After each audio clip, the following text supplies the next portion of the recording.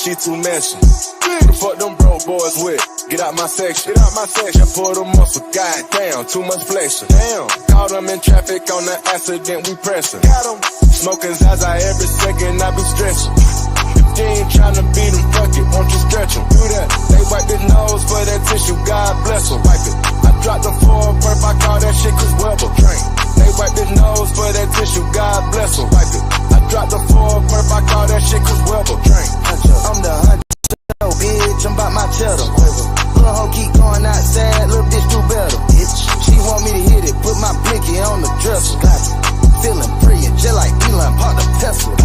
You ain't got no motion, you can't stand up in my session. Get out. I said Carisha, please, cause she too messy. Please. Bitch, fuck my dog behind my back, but I ain't stressing. Not at all. You wanted the game, you should've just said it, we would've blessed it. Should've just said it. Now shit got messy.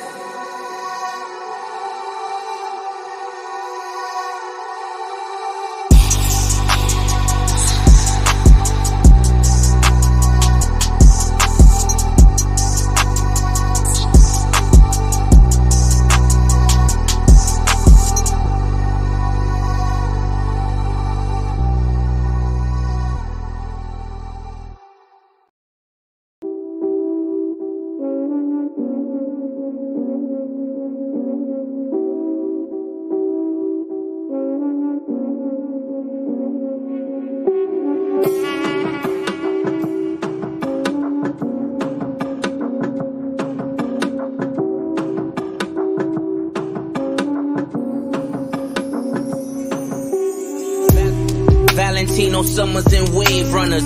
Chains on my niggas like slave runners. Drug dealers anonymous. How many Madonnas can that monster fit? My brick talk is more than obvious. It's ominous. Garage is the phantom. Ghouls, ghosts, and goblins. Blonde mohawk, the collection. I'm Dennis Rodman. The money count is the only moment of silence. Cause hush money balances all this drugs and violence.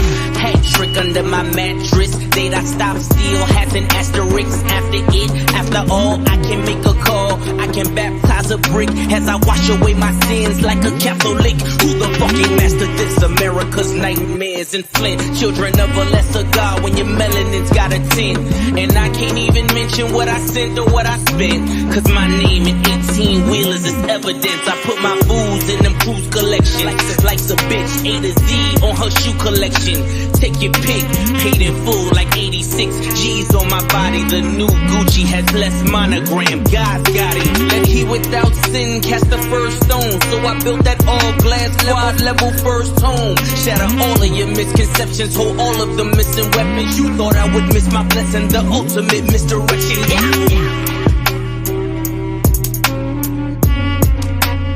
Your husband was a drug dealer. For 14 years, he sold crack cocaine. Federico Fellini in the flesh. Sergio Cicchini inside his mesh. Bitch, I've been bracking since the 80s. Google me, baby, you crazy. 89 in London pulling bins up. Type it in, Google's your friend, bruh. 14-year drug dealer and still counting. Who deserves the medal of freedom is my accountant. He been hula hooping through loopholes, working round shit. IRS shoulda had the townhouses surrounded.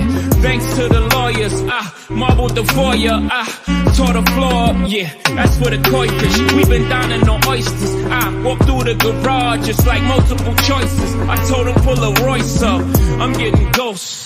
I'm hearing noises, I think it's the boys, but I've been ringing the Deutsch. We got storefronts, we got employee stuff. We've been opening studios and 40/40s up. The paper trail is gorgeous. Cases we bury some before a reasonable doubt drop. The jury hung. Bling bling. Every time I come around your city, bling bling. My tenure took me through Virginia. Ask Teddy Riley about me. Ask the federales about me. Try to build a cell around me. Snatch my nigga Emery up. Try to get him to tell about me. He told 12, give me 12. He told him to go to hell about me. Drug dealers anonymous. Y'all think Uber's the future? Our cars been autonomous. Mules move the drums, take them to different spots. We just call the shots by simply moving our thumbs. I'm a course of miracles with this shit. Nothing real can be threatened. Nothing unreal exists. Fearing lies, the peace of God. I always knew I was a prophet, but I couldn't find a decent job. Life made me ambidextrous, counting with my right, whipping white with my left wrist. Damn, Daniel, FBI keep bringing them all white vans through.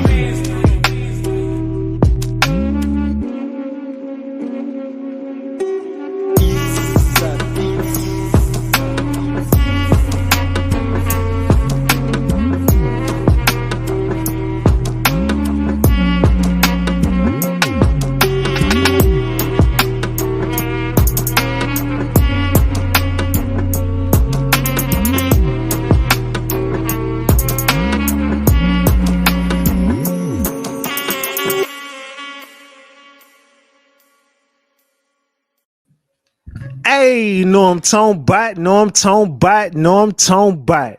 We back, Ratchet Gang. We back with another one. We back with another banger. Get the likes up. Look, you might have forgot. Hell, they might have forgot. But you already know it's the king.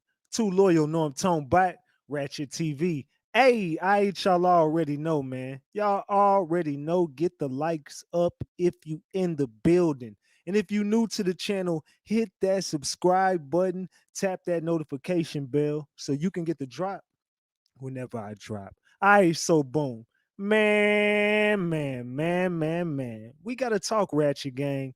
We got to chop it up. Tonight, we got to chop it up about Diddy, Young Miami. We've been on this Jay-Z. It's been leading us into a whole bunch of stuff, man. Look, we got to chop it up about this industry. What's going on, man? I told y'all, look, this year was different. This year, we all thought it was going to be a big death. It looks like there's about to be a Hollywood takedown. It looks like somebody in the upper echelons of the industry, somebody up there in the higher ups in the industry is about to go down. Maybe it will be a death. Maybe somebody is just gonna blank them whatever their own whatever. You know what I'm saying? Somebody is going. Something big is gonna happen. Something big is on the way. Salute to God, son, for throwing up that 20 piece. Now I'm feeling good. I'm feeling like okay. Now we getting motivated. When I see that 20 piece come on that screen, I know it's go time. I know it's go time when I see a 20 piece come up on that screen. Salute to God, son. I appreciate you, man. Salute. But we got to chop it up, man. We've been heavy on this Diddy case. We've been heavy on this industry talk, and it's leading us into I'm talking about we've been blowing up. Look, y'all, in the past 28 days, we've done 6,000 subs over here.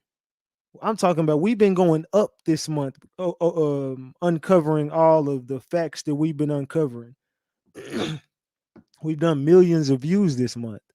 I'm proud of us over here. So we've done 6,000 subs over here, and y'all, we are right there at the end of the first goal that we, you know what I'm saying, the big goal that we got for this channel. We're at 89.3 right now, y'all. We at 89.3. We are almost 10,000 subscribers away. Hey, y'all, keep it going. I appreciate y'all so much. Pat yourselves on the back. Drop the flowers for yourself because we wouldn't be here if it wasn't for y'all. We almost at that moment that we going to have together, y'all. We going to have that moment together sooner than we think. We throwing a party. I'm talking about we throwing a party, doing giveaways. I'm talking about the 100,000 subscriber show is on the way. It's looking like it's going to be early 2024. It's looking like it's going to be early 2024. Hey, but the way we moving now, shit, fuck around be 10 days. You know what I'm saying? The way we moving around this mother. Hey, but nah, salute, man. We going to keep this good content coming, but we got to chop it up, and we always going to tell the truth, and we always going to expose the industry over here. Allegedly, and everything I say is alleged, and it's all under the Fair Use Act, and you can see the fair use disclaimer in the description of this video and in the description of all my videos. This is just for entertainment and educational purposes only. This is just to educate my people on what we've been covering over here. Like I said, it's all under the Fair Use Act, and you can see the fair use disclaimer in the description of this video, and everything I say is alleged. Allegedly, y'all. Allegedly. Man. Are y'all ready to Are y'all ready to start this show? I don't like anybody, period. That 10 piece, I appreciate you for sending that 10 piece in. Salute to you for sending that 10 piece McNugget. We got 30 on the screen, man. Let's get 70 more, man. You know, we like to get them honey buns. We don't like to leave with less than a honey bun. So salute to the chat, man. Hey, salute to all y'all, man. I want to say salute to the mods. Y'all already know Sapphire out there holding it down. Salute to Godson, Sin, the rest of the mod gang. Kimberly just sent me a 10 piece on Cash App. Salute to Kim. I appreciate you. Salute, salute, salute. Yeah, man. Y'all been showing out, showing a lot of love. How y'all been feeling about this content, man? I feel like we going in a different direction than everybody else. I feel like we had a big moment, y'all. Like right now is like the hottest we've been in the game. And I feel like everybody's watching us right now. This platform got all eyes on it right now. If it hasn't ever had its eyes, if the platform ain't never had all eyes on it, it's definitely being watched right now. You know what I'm talking about? Salute to Sweets on that 20 piece. I appreciate you, Sweets. Hey, thank you. I appreciate you for that 20 piece, that dub. All right. See, man, y'all so sweet. Y'all so nice to me. I love y'all, Ratchet Gang. I do love y'all. Salute for that 20 piece. I appreciate you. Salute, salute, salute. 20 piece McNugget. That's 50. We 50 away. And we ain't even said nothing yet.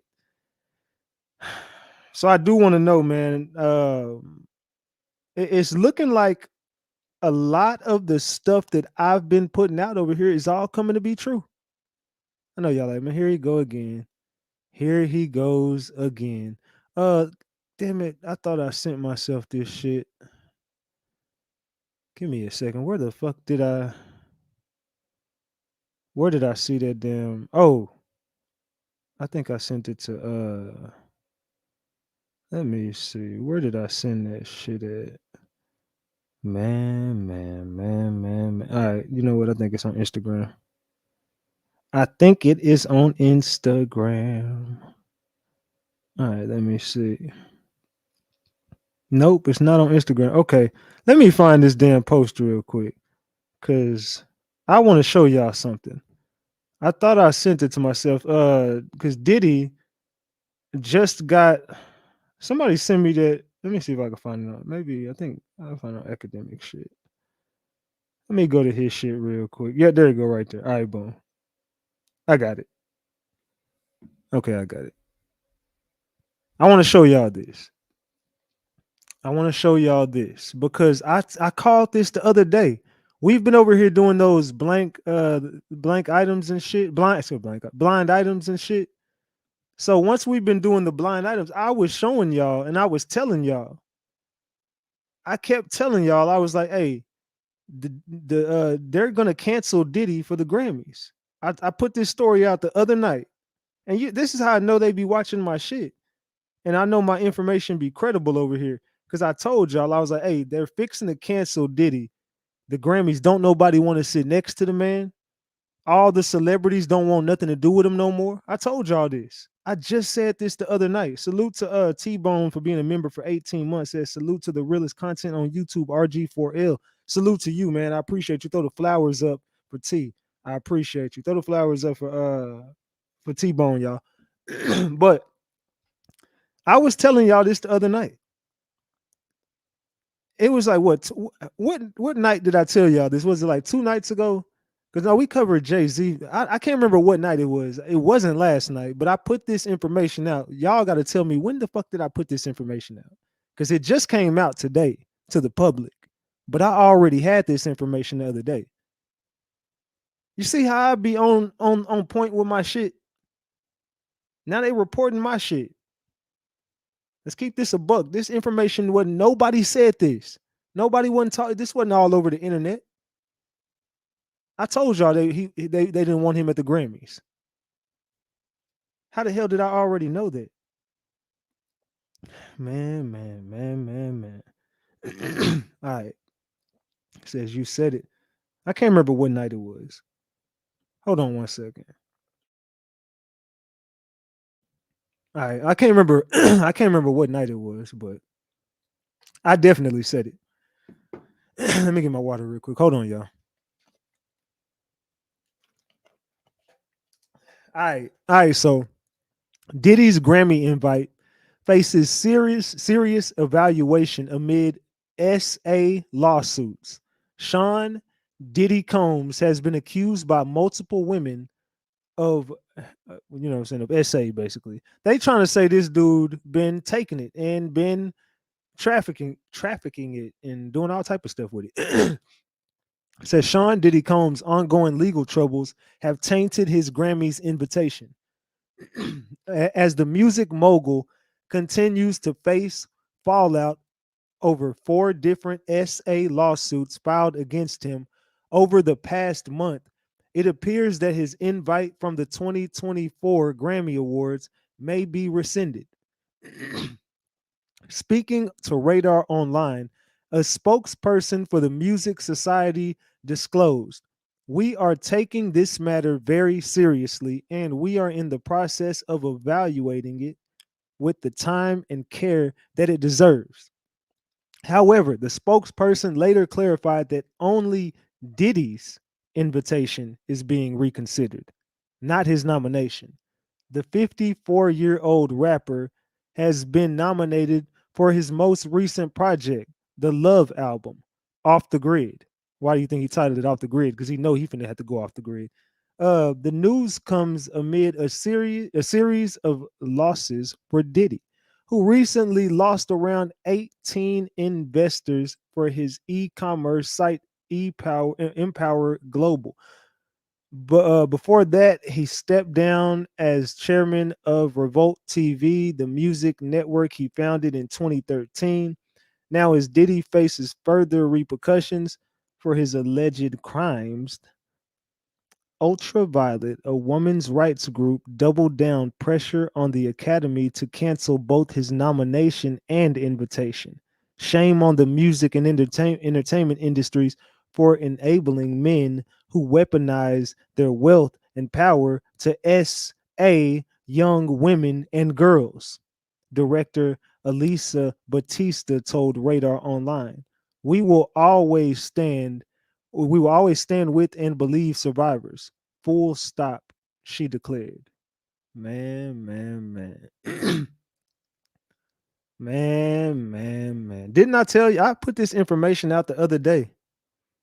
And I told y'all, Diddy ain't they don't want him at the Grammys, and people are trying to separate themselves from Diddy right now. And another person that I'm hearing that is trying to separate themselves from Diddy is none other than can y'all guess the name? Can y'all guess the name of the person who is really, really on the brink of just putting everything behind and speaking out and definitely getting the fuck away, because this person is also about to be canceled. He's not the only one about to be canceled, because somebody else is about to be thrown right in the fire with his ass. Latoya says Young Miami. You wouldn't be wrong if you said it. Lisa James says Young Miami. I see some Clive Davis. I see Jay-Z. I see Kanye. I see Jay-Z. I'm going to be real with y'all.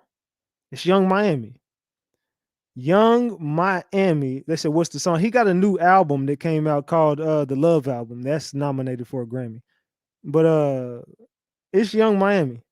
Young Miami is on the brink of leaving Diddy. Remember, I told y'all this first. Why you think she was hiding from that camera when he went live the other day? It wasn't because she wasn't camera ready. She didn't want no one to know she was with him. Now everybody knows she's standing with him throughout this shit.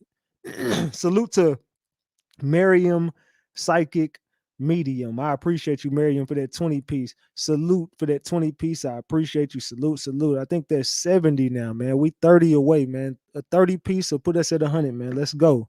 Salute to the gang. So what do y'all think about this, man? I told y'all this was coming. Now I'm telling y'all, don't be surprised if by the time the Grammys pop up, I think they are in February. By the time the Grammys come around, Young Miami and Diddy probably won't be a thing no more, because y'all do know this is a business arrangement. I mean, they're together, but this is strictly business. She's getting paid to do this shit. She's doing all the FO stuff. She took Cassie's place. That's his Cassie right now, but I know she got a lot of shit on Diddy. But we're going to get into this story tonight. Salute to Lady JJ for gifting 5 memberships to the chat.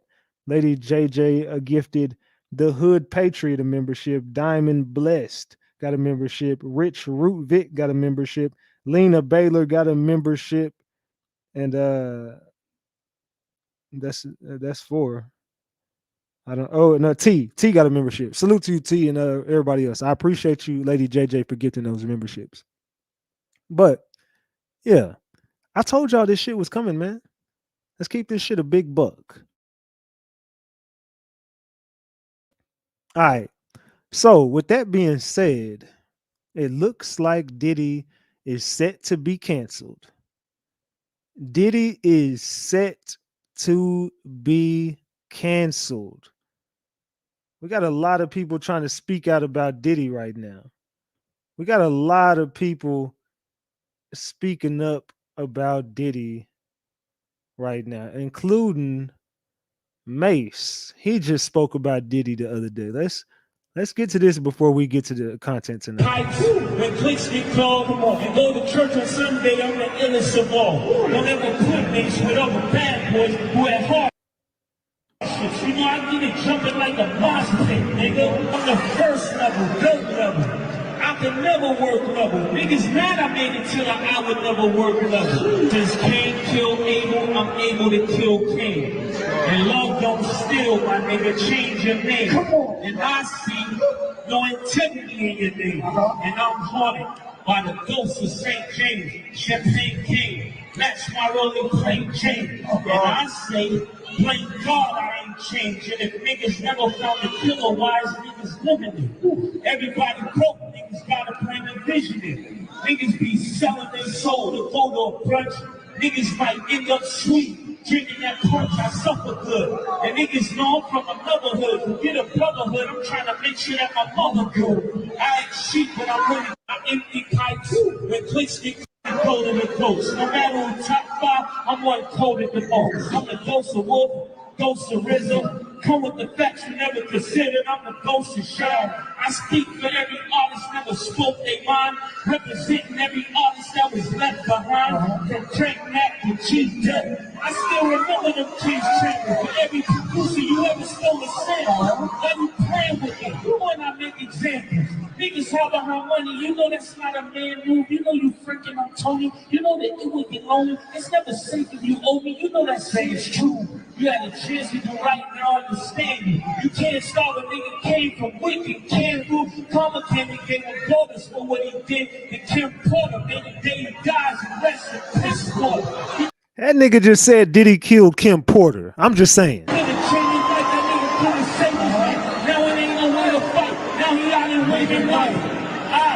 Know your strategies and what your habits be. And right now I got a roll in your faculty. So when you get the nerve, go to the ghost. No matter. So when you get the nerve to come after me, what a destiny. Gotta know that dollar sign wasn't rapping free. Actually, after Big died, what a travesty.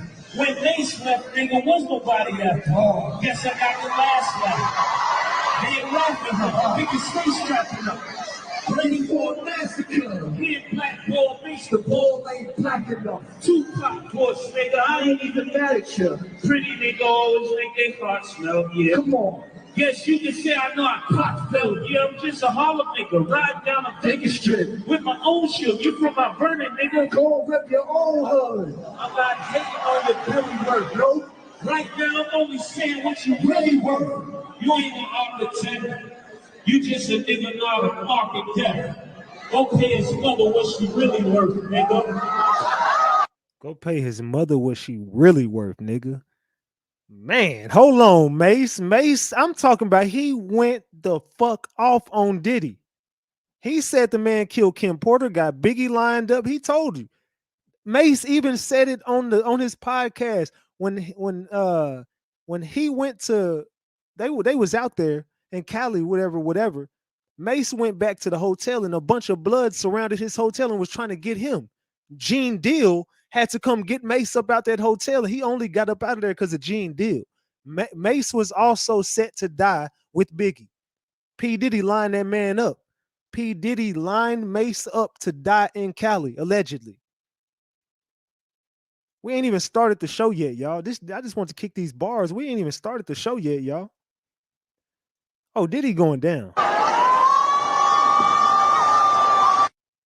Yeah, Diddy going down, dog. It's up with Diddy. Diddy on his way up out of here, man. Diddy on his way up out of here, man. I'm gonna be honest with y'all. Man, I'm talking about Mace just went the hell off on Diddy. So, with that being said, I've been trying to tell y'all. I've been trying to tell y'all. Remember the dude who just exposed Diddy or whatever? You know, just pay it. Let's listen. Let's just listen to some shit. We ain't even started the show yet, y'all. These just some receipts. Lil Duval posted something earlier that says, if y'all go listen to anybody old stories, it should be people like Bill Bellamy, because I know he not lying and he's not gonna throw nobody under the bus for clout. Story official C short stories are good too, even though they sound crazy and far-fetched. I know he's not lying because I've experienced it too. Now, let's listen to this, y'all. Given Sunday, Jamie came in, like you said, he was going for the quarterback. The first offer was out to Puffy. I heard that. It's a true story. We have a workout at USC. In the audition, There is no way that you can be in any given Sunday if you're not an athlete. I don't Pay attention to this, y'all. I want y'all to listen to this story. give a what's on your resume. You could have said you played, but here we go. We're on the field. If you're going for the quarterback, you got to be able to throw. If I'm a wide receiver, I got to be able to run. I got to be able to catch. So they say, okay, Sean Combs. He looking like, what in the hell is going on? Sean Combs comes out. So P. Diddy comes up to Any Given Sunday, y'all. This is a story about P. Diddy on Any Given Sunday. Sean, let's go. He gets under the quarterback. He gonna be mad when I say this. This shit is crazy. So they say, hut, and he goes back. You know how you throw with your left hand with your weak hand? yeah. That was his regular hand. Shut up. So imagine everybody who's right-handed in the room, imagine throwing the football right now with your left hand. Everybody who's left-handed, imagine just throwing a football as hard as you could with your right hand. They say that's how Diddy throws with his regular hand. The mother was like, they was like, thank you. I was like, he not gonna make it. Can we get Mace? Can we get Mace? He was like, We was like, not today.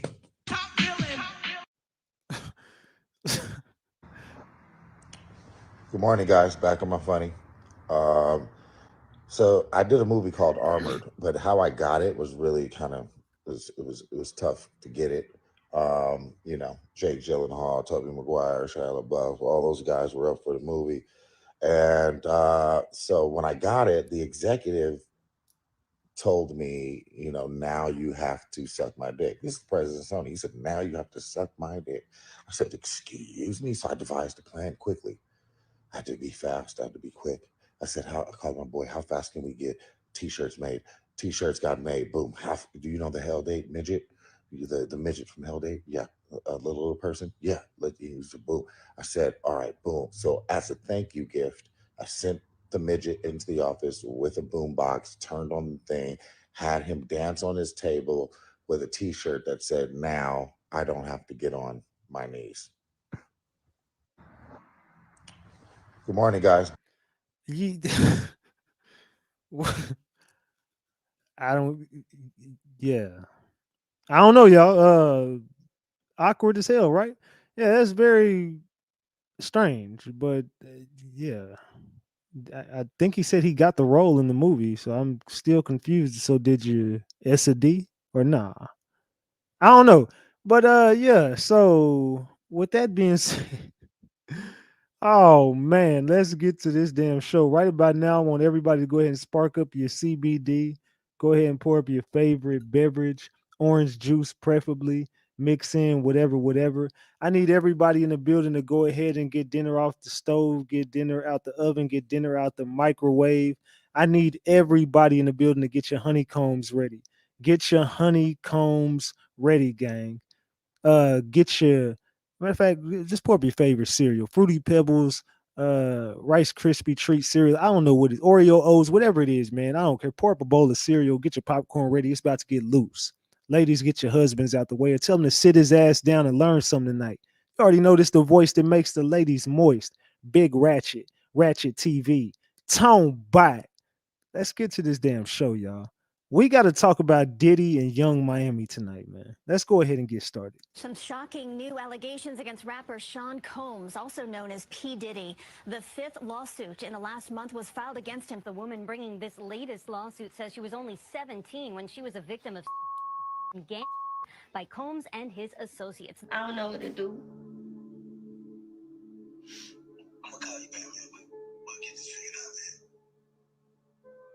Sean Diddy Combs was recently accused in a fourth lawsuit of being involved in the gang essay of a 17-year-old girl, and it seems Young Miami has provided evidence on this. You see, ever since the allegations against Diddy started rolling in, everyone on his camp, including Young Miami, allegedly got caught up in the mix. But Miami has decided not to go down alone. Word on the street is that Young Miami is getting canceled right alongside Diddy. Honestly, it's not that surprising. After all, Diddy's a big player in the industry, and his influence has a lot to do with Miami's status.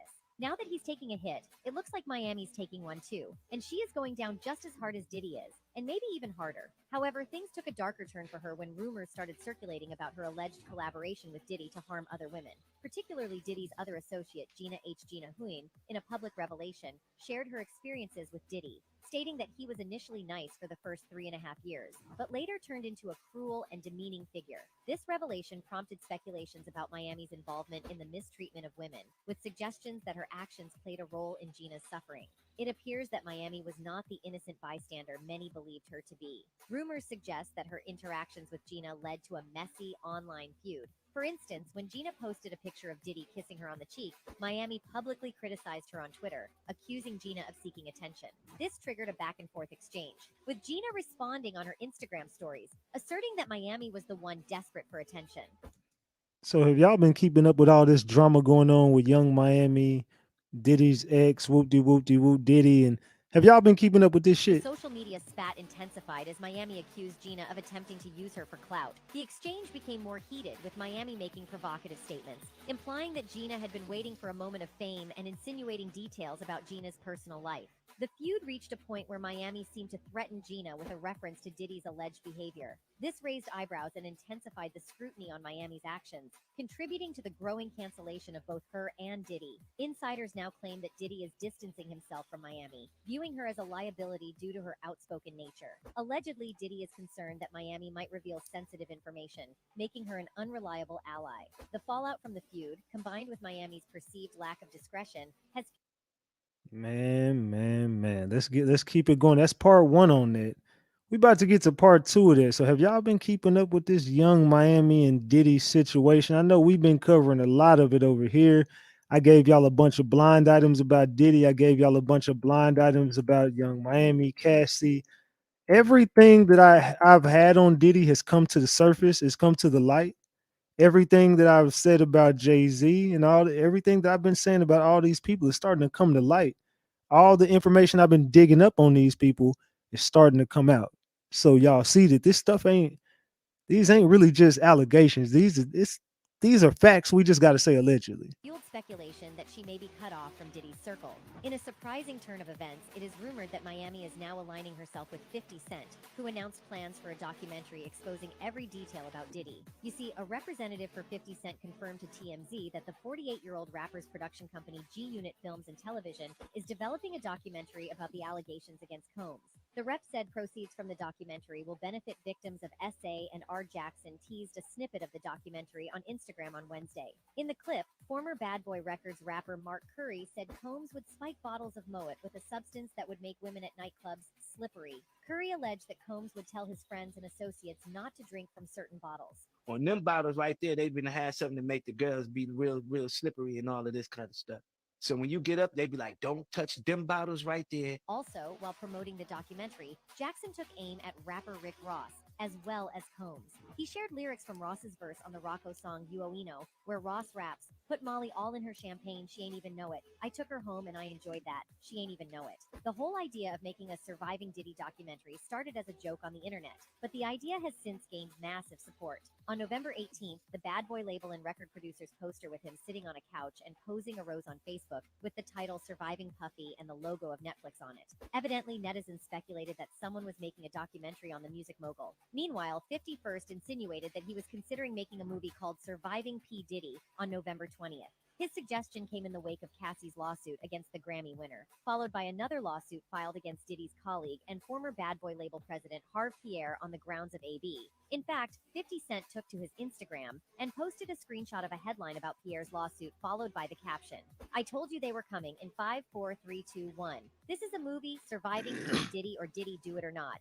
Executive produced by Curtis 50 Cent Jackson, coming soon." While the fake Netflix poster of Diddy may have been fan-made, 50 Cent meant that the film on the No Way Out rapper would be under legal scrutiny, just like the 2019 documentary titled Surviving R. Kelly. It was made on the R&B singer, who has since been convicted and imprisoned following AB allegations similar to those of Diddy. It is also noteworthy that 50 Cent's post on the alleged Diddy documentary comprised two other related headlines: Diddy's clothing brand Sean John being phased out of Macy's after 2-decade partnership from Radar Online, and Diddy's legal battle over tequila brand put on ice until 2024 inches from Billboard. Anyway, Man, and all this has something to do with money. Diddy tried to pull out of the projects. Him and Young Miami been trying to do secret deals behind people's backs. This is all happening for a reason, and we're gonna continue to cover this Diddy case. Diddy do it, y'all. Diddy do So it. your boy P. Diddy over here looking like Scar at the end of The Lion King when the hyenas was tearing him apart. And everybody's so caught up in the scandal that they're missing the science about what his fall from grace really means for the rest of us. You see, the kind of power that Diddy had has been under review for a very long time because it's shadow power, a power that relies on the darkness of other people to prop it up. The power paradigm shift is coming right along with the fact that humans are shifting their paradigms when it comes to their relationship with power. And therefore, anybody who was propped up by shadow power is falling right along with it. But let's explain shadow power. It's just any power that is based on force, intimidation, coercion, based on blackmail, manipulation, anything that has the subject of that power stuck in their lower self. Salute Eileen on that 20 piece on Cash App. I appreciate you. Salute. Which means that the moment these people overcome their self, whether they overcome their fear, whether they overcome their addiction to money, sex, whatever is the leverage that the powerful people have, then they are a brick in the pyramid that gets removed, threatening those at the top. When Cassie comes forward, when people like Columbus Short come forward, when people used to work with Bad Boy come forward, that is a brick removed in the shadow power pyramid, and it no longer has any weight because shadow power ultimately is an illusion. In fact, let me give you a bigger example of somebody who seemed invincible in the world of shadow power falling: Jeffrey Epstein. There were people that Jeffrey Epstein tried to intimidate, but when the people overcame their fear, Epstein lost his power. There were people that Epstein tried to bribe, but when they overcame their greed, Epstein lost his power. Now put yourself in the frame of mind of one of these young girls who was trafficked to Pedophile Island. They're looking around on the island, they see heads of state, they see entertainers, they see people who have power in media and law, right? There's no way that themselves as a young girl who's basically a runaway or somebody who could be a missing person would have any hope that Epstein will one day hang in a jail cell. But that's how powerful the light of your courage and integrity truly is. This is where the rubber meets the road when they say, if you change yourself, you change the world. Because if the world is run on shadow power, the thing it fears is your light. Not just Diddy, it's not just Epstein, it's R. Kelly, it's Harvey Weinstein, it's all of these supposed gods falling to the light of the truth that we shine. Even Jada had her turn in the barrel when August Alsina came forward. There's this book called A Course in Miracles that says, nothing real can be threatened, nothing unreal exists. And I couldn't understand for the life of me how that applied in the real world until now. This supposed power that these kings of the world have had for so long wasn't real to begin with. The problem was that we believed in the shadow more than our own light. See, ultimately, those who are kings in the world of shadow power are trapped souls themselves. So once you free you and knock them out of power, you actually free them. Believe in your light. believe in your courage, believe in your integrity. It matters. Keep shining, and we'll start freeing more folks. You know what I'm talking about? That's a deep ass message. I don't know if that went over a lot of people's heads, but I wanted to play that because there's a deep message. There's a reason why Diddy is on his way out of here, man. Diddy has finally fell from the top, and that's because people were smart enough to stand up against this person. They were smart enough to stand together and band together, and these are the results. Let's go. The feds are raiding P. Diddy because they know for a fact that Gene Deal and Cassie told them about how he got the security footage from when everything happened, man. They trying to go in there. They literally kicked the door down. They went right to the upstairs. They said, show us where the P. Diddy security and surveillance room is. They want to get all the ADT footage out of there because they know for a fact that it's going to have all the people with Cassie walking into Diddy's house. They're going to see the videos from the 90s because Do y'all feel like the feds have raided Diddy's crib? Do y'all think that Diddy is under investigation by the feds? Do y'all feel like something big is about to happen with Diddy next? Let me know. Diddy, he had everything recorded as far as the whole surveillance goes. Once they get the footage is going to show exactly what Cassie was talking about when they said that he was basically making it to where she couldn't leave and nothing like that, man. And so this is what it's going to show. And the fact that they got the phone call conversations with Gene Deal, them setting up Tupac, they're looking for the $1 million check that Diddy actually might have wrote. This is all leads back to a lot of things, man. Keefy D, he put the feds on to a lot of information about Diddy so that when they go and raid, they know what to look for. There's a lot of evidence left behind Diddy. He hasn't cleaned out anything from the early 2000s or the 90s. Let me know in the chat, is Diddy gonna end up in jail? I said, will Diddy end up in jail? Right now, off the top, 88% say hell yeah, 12% say no. Well, we got 81%. It's going up and down. But let me know. I want everybody to vote and let me know, will Diddy end up in jail? So they know for a fact it's a lot of things from Cassie's items is left in there. There's a few pagers, a few phones that he used to call Keefy D and Von Zip to send them the money for the hits and everything on Tupac. And so now the justice is coming. Everybody says that Diddy deserves whatever is coming to him because this is all karma from Tupac. If you guys are rocking with Tupac, Cassie, if you guys are fans of them and support them, go ahead and put the 222s in the comment section, man. If you want to find out what happens to Diddy, let me know exactly what you think should happen to him because a lot of people say that they should pretty much lock him up. And, you know, most people, like, we don't wish no actual time for people to get locked up or nothing like that. But at the end of the day, they saying that he did what he did. He made the choices he made.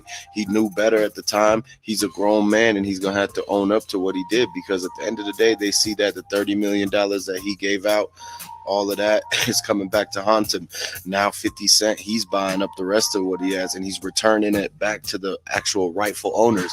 When Mace came out, Mace was talking about how Diddy was doing this for a long time, that he tried to get him to, and this is the reason why Bad Boys and y'all got to remember, Mace been trying to put people on game about with Diddy.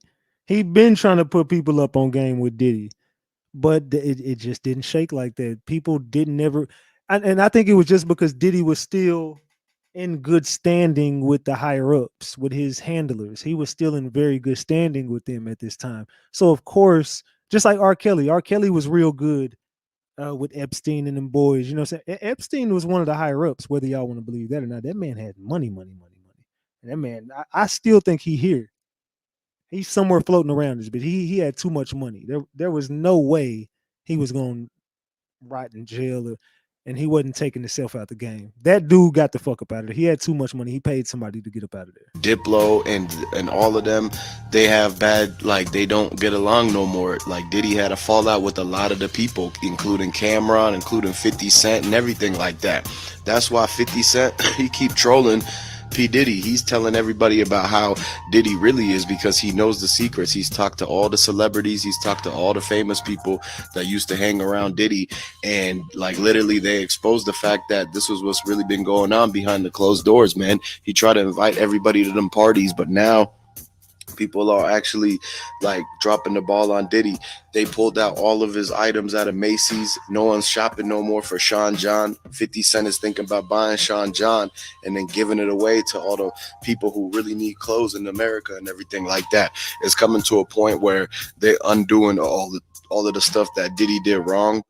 And Diddy is on his way out of here. I'm telling you, they buying all his old clothes. They not selling his stuff no more.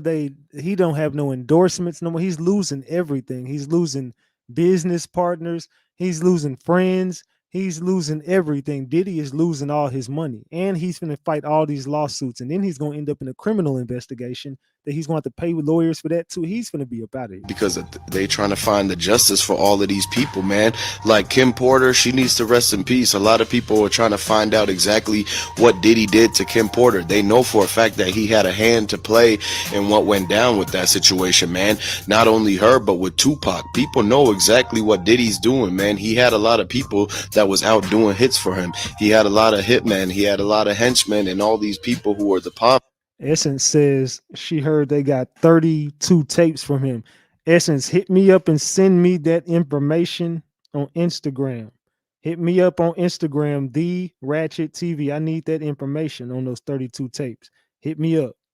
Pieces of the chess game, and at the end of the day, the feds, they got a 99% success rate. So once they get all the dirt on Diddy and they finally go and do the raids and capture him and everything like that, they're gonna talk to Snoop Dogg, they're gonna talk to 50 Cent, they're talking to Mike Tyson right now. They're asking about the Tupac situation. They have Keefe D in the interrogation room every day trying to find a way to be able to get home. They got him locked up for him doing his own side missions in the street. He got himself locked up. Has anybody else heard about them getting some tapes? I haven't heard that. Has anybody else in the room heard about anybody getting some tapes from Diddy? Did he really get raided by the feds? Because I've heard that it did happen, but I don't have no proof that it happened, so I can't say it happened for sure. But I did hear that he got raided by the feds. I heard. I don't know if that's true. I just heard he did. I don't know. Did he get raided by the feds, y'all? Let me know. When they knew for a fact that he was talking about the Tupac hit, and they used that against him to pretty much get him back into the hot seat. And now he's going to tell on Diddy. If Keefe D already told on himself and literally type yes or no in the comments. Did he get raided by the feds? Yes or no? Let's see who winning. Yes or no? That's all I want to see. confessed to doing the Tupac hit in the drill with his nephew and everybody in that white Cadillac, what makes you think that he's not going to tell Puffy, Diddy, Sean Combs, whatever you want to call him? Because at the end of the day, he's going to be looking out for his own best interest, because now it's every man for himself. When the feds raid, it's no more loyalty. All that gets thrown out the window. It's no amount of money that Diddy could pay Keefe D to not tell on him, because Keefe D won't be able to enjoy the millions of dollars while he's behind the bars like that. And so now Keefe D's trying to figure out, okay, what is he going to tell on Diddy about? What exactly is he going to say to like minimize how much time Diddy gets, but still be able to send Keefe D home? So now they talking to the feds and going back and forth and trying to negotiate. But the fact that if Keefe D says anything about Cassie or Kim Porter and Diddy having something to do with Kim Porter, then that's what's going to really get Diddy a whole lot of time. So Diddy has been under investigation for quite some time. Diddy has been under investigation by the feds. I'll tell y'all that. I don't know if he got raided or not. I haven't heard that. But Diddy definitely has been under investigation by the feds for SA and all these allegations of S trafficking and all this stuff with these women. Diddy is under fire. He's losing his spot at the Grammys. He's about to lose the Grammy. He's not getting that Grammy. They're going to make sure that Grammy does not see the light of day with Diddy. They're going to make sure that Grammy never sees the light of day. Now let's continue. There's nobody else to look at, nobody else to blame, nobody that can really fix it. This latest lawsuit alleges the music mogul ganged a woman 20 years ago when she was only 17. A woman identified as Jane Doe alleges she was 17 when Sean Combs and two others trafficked her for and her. But we used to have these bottles, right? And on this bottle, they be regular Moet bottles. On them bottles right there, they been to have something to make the girls be real slippery and all of this kind of stuff. So when you get up, they be like, don't touch them bottles right there and only drink them bottles right there. Put Molly all in her champagne. I don't want to play, but you know, he didn't even know he put Molly in her champagne. Diddy has finally broken his silence on growing allegations of SA after a fourth alleged victim filed a lawsuit claiming she was gang raped and trafficked when she was just 17 by Diddy and his associates. Meanwhile, 50 Cent confirmed that all the proceeds from his upcoming documentary on Diddy will be donated to benefit victims of SA. And he also implicated Diddy's close friend, Rick Ross, suggesting that Ross needs to be investigated too. Rumors are now going around that Diddy and Ross engaged in freak-offs together, and Fiddy plans to spill the tea on all this and more in his documentary. As for this new lawsuit against Diddy, it has a trigger warning on the front page, just like Cassie's. The details are extremely disturbing, and the lawsuit even includes photos of Diddy with his alleged victim. And while legal experts are now saying this lawsuit will probably lead to criminal charges against Diddy, Diddy promised he will fight for the truth. Sources are also saying Diddy will try the R. Kelly strategy to get the public on his side. As you probably remember, R. Kelly did an interview begging people to believe him, but we all know how that turned out. With my crazy past and what I've been through, oh, right now I just think I need to be a monster and hold girls against their will, chain them up in my basement, and don't let them eat and don't let them out unless they need some shoes down We didn't know what the fuck R. Kelly was talking about. I'm gonna be real. the street from their uncle. Stop it. Y'all quit playing. Quit playing. I didn't do this stuff. This is not me. I'm fighting for my life. Y'all killing me with this. I got 30 years of my career. Robert. 30 years of my career. Kels, I'm gonna be real, bro. This interview is one of the biggest reasons you got locked up. I'm gonna be real. You should have never did this, Kels. Y'all trying to kill me. You killing me, man. You killing me, man. You killing me, man. This is not about music. I'm trying to have a relationship with my kids, and I can't do it. Y'all just don't want to believe the truth.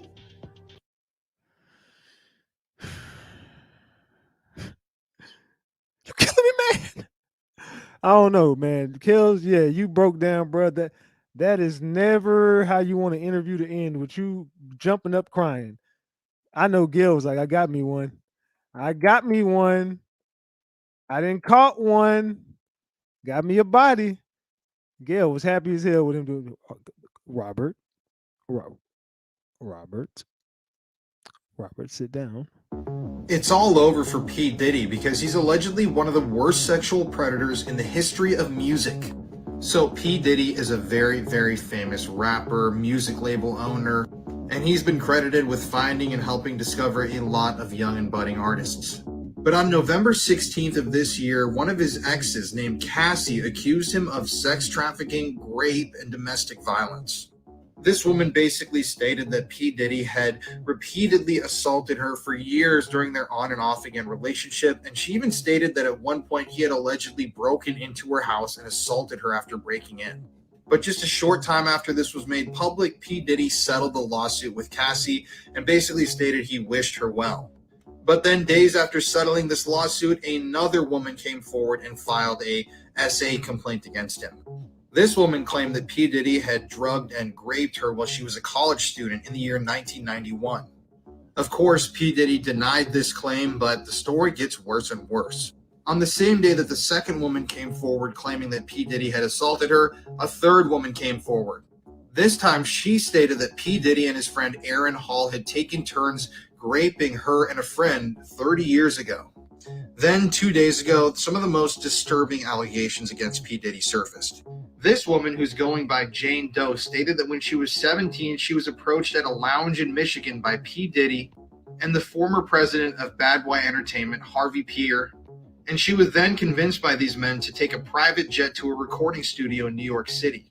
This woman claims, though, once she got to the recording studio, she was given substances and she was viciously gang raped by P. Diddy, Harvey, and a third assailant who remains unnamed. Now, for his part, P. Diddy has denied all these allegations, said that these are people just trying to ruin his reputation, basically take his money.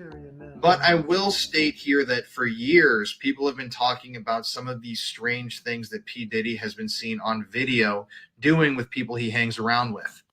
And there have been rumors that P. Diddy has been a rapist for a very, very long time. So I'm sure that there are going to be more allegations, but yeah, I think for now, P. Diddy is definitely done for. What do y'all think? But this is stuff that has been out in the industry forever. Everybody in the industry is always, now they want, oh yeah, we all knew that. Everybody knew. Well, if you knew that, why you didn't report that shit? And allegedly, there's also allegations coming up. I gave y'all the allegations about Lauren London. Now look, everybody's talking about Lauren London. Now all these receipts are coming out about Lauren London. I told y'all she used to get down. Her and Nipsey Hussle used to swing with Diddy, and all Kim Porter, all in everybody used to swing together. Cassie and Diddy used to swing with Nipsey and Cassie and Diddy used to swing with Nipsey and Lauren London, and man, all this shit been going on forever. Tupac and them used to swing with, man, everybody in the industry be smashing everybody, man. That's why you do not want to date none of these industry motherfuckers. I'm gonna just keep it a buck with y'all.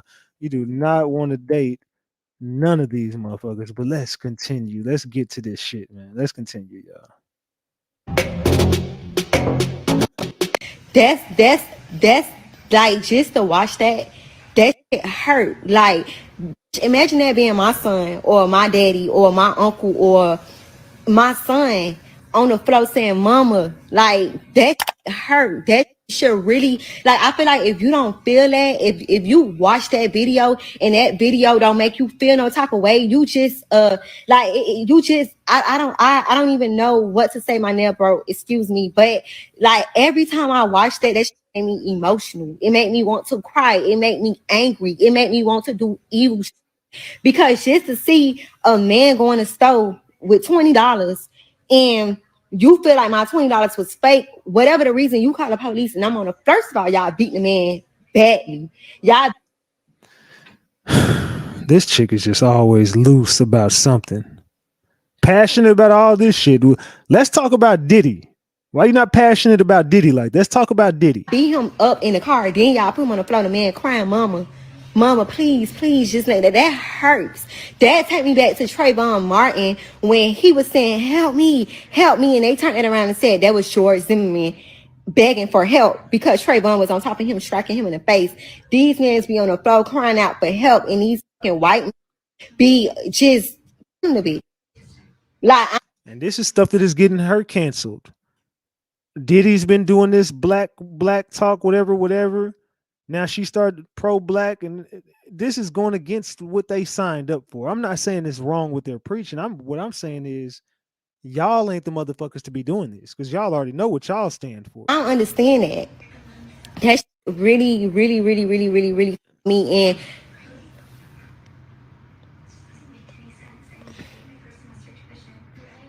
you shut the fuck up, because I'm not talking about Trina.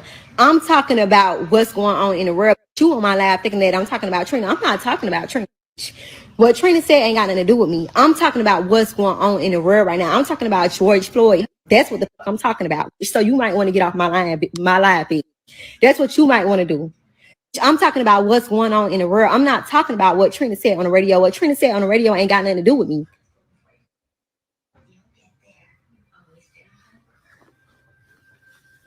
Yeah, so like I was saying, I got on live to say that Black Lives Matter.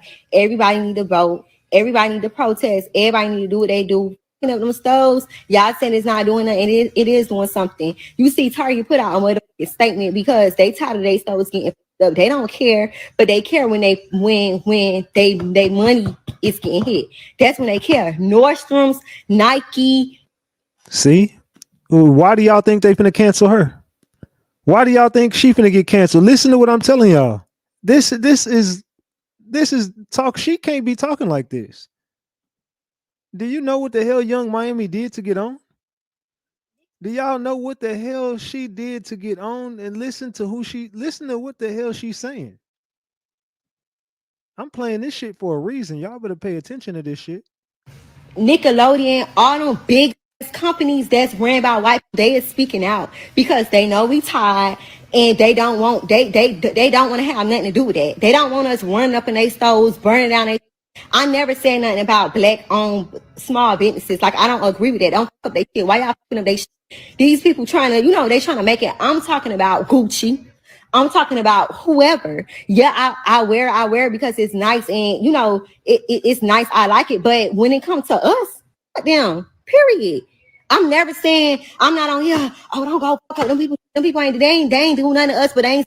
What do y'all think about this? Tell me in the chat how y'all feeling about this. Speaking up for us. They ain't making statements. They ain't putting out statements. They ain't saying arrest these people. They ain't doing that. They supporting Trump. They donating money to Trump. They fundraising to Trump. That's what I'm talking about. Period.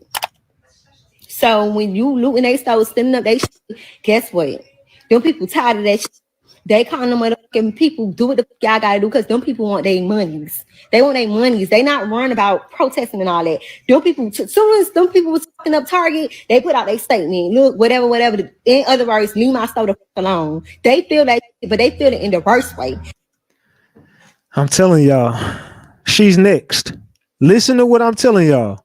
She next. Diddy already getting thrown out there. Her ass getting packed up. Her ass next. They not putting out statements because they genuine. They want to put out statements. No, they're not doing that. They doing it once they stores and all that getting put up. They have a store in every city, every state. So if a store ain't doing, these people got money. These people got money. So what? If you running it, whatever they doing like them, they don't really care about that. They just want they want their business going. They want their money going on in the time of these times. These people not worrying about all that. So please miss me with all that. Oh, you saying looting out? I'm not saying that. But if that's what we gotta do to get them on our side, then that's what we gotta do. Look at the NFL speaking out. But y'all wasn't just standing with this man when he wanted to kneel. But now y'all coming. Oh, we see now she talking about the NFL. Listen to what I'm telling y'all. I don't think y'all understand how big this is. This is another reason why they canceling Diddy. Diddy, you letting her get away with you letting her do this? Oh, okay. Oh, both of y'all on that. Oh, say less. Watch what we do to you, Diddy. Y'all backtracking on y'all words. Y'all eating up y'all words.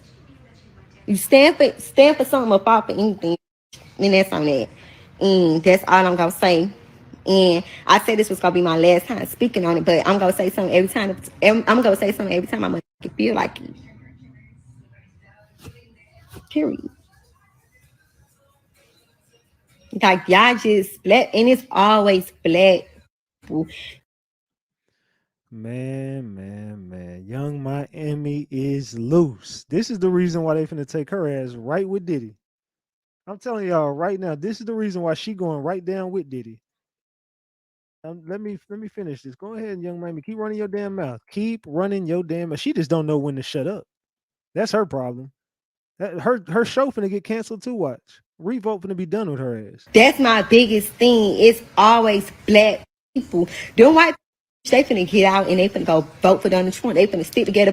If they was finna say we finna go fight these black people and get these out, they gonna do it. It's always gonna be one black like I'm not doing.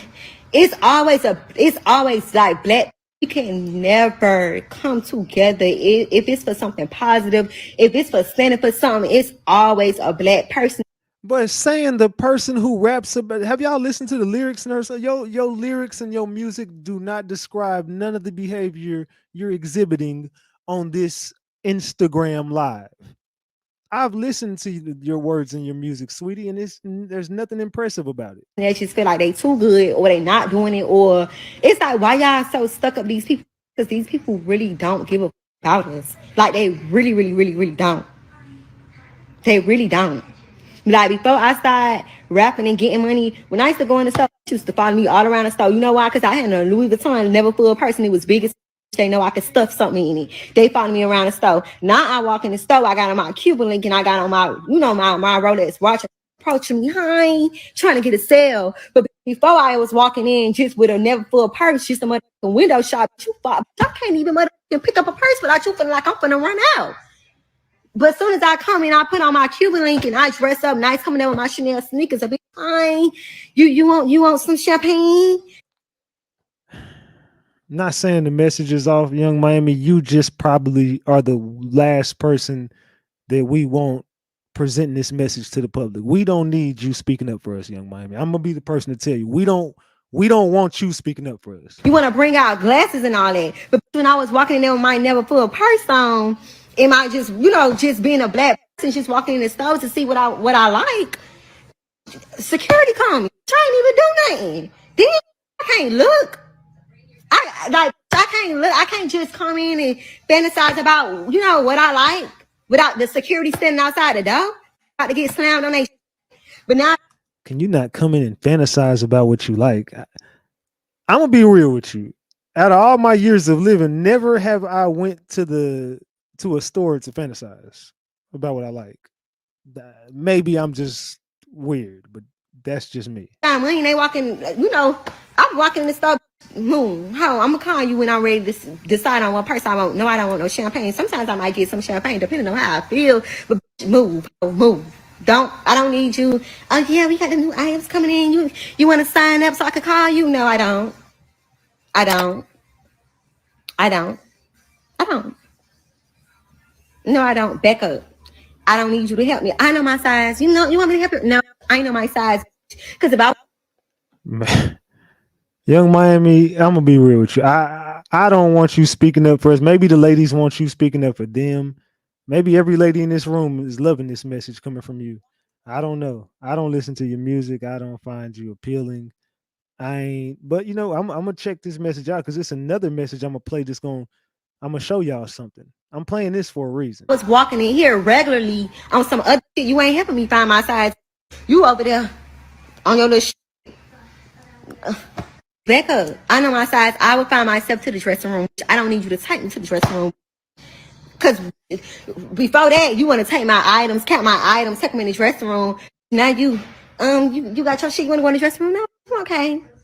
I'm okay because I might just steal. No, I'm playing. I don't steal no more, but No, Mo. So they had every right to be following your goofy ass. You just mad because you couldn't steal. You was mad because you was trying to steal. Get your goofy ass out. See, this is why I told you I don't want her speaking up for me. I don't steal no more. Girl, get your goofy ass. So get your ghetto ass on. that's how I be feeling, and that's why I'm so mad. People don't get the bigger picture. It's hard being black, and my kids is black. I'm black. I'm black. I'm black. I'm proud to be black. I'm gonna always be who I am. I don't care how much money I got. I'm never gonna let this change me. I'm never gonna go against my people. I'm for my people. I'm gonna stand behind my people, right or wrong. Because you know why? We always wrong. We never right. So right or wrong, I'm gonna stand behind my people. I don't give a fuck. Like I'm gonna stand behind my people. Right is right and wrong is wrong. But when it's kind of black, we always wrong. Go run they go say they have price. Call me.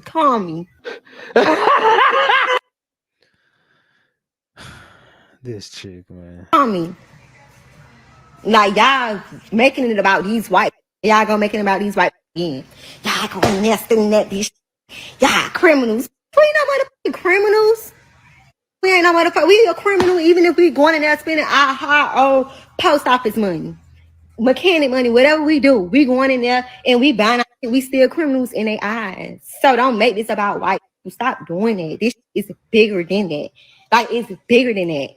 Please. That's why it's like I'm reading these comments, I'm reading these posts, I'm watching everybody speaking. I'm like, this is really opening our eyes. Like everything happened for a reason, and this happened to open up some of our eyes and really just show us like we're supposed to be sticking together at this time. For real. Like we really supposed to be sticking together at this time. It shouldn't be vouching for nothing else but Black Lives Matter right now.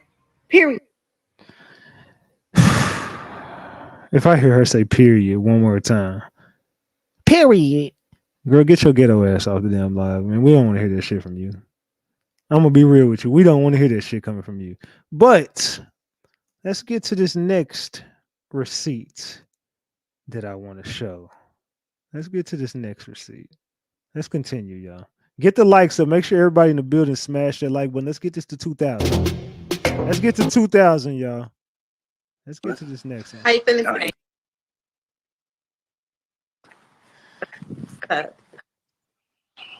Chilling. How you feeling today? Feeling good. Feeling great. You know what I'm saying? This shit, huh? Just in your backyard chilling. Now I'm celebrating. You know what I'm saying? It took me a long time to get to this point to be able to drop this single, you know? And you know how personal like music is to me. And so I'm the happiest motherfucker in the world, you know? Feeling good. I'm in my bag. Staying in the light, you know. Hopefully I got people dancing some more, because you know we need to dance. We need a good bop. So you back in your bop. The bop is back. What you think? You doing an interview? I told you we just gonna get on here and talk how we talk. You know I'm in the bop. You wouldn't even ask me no questions. So you on that Carisha please time.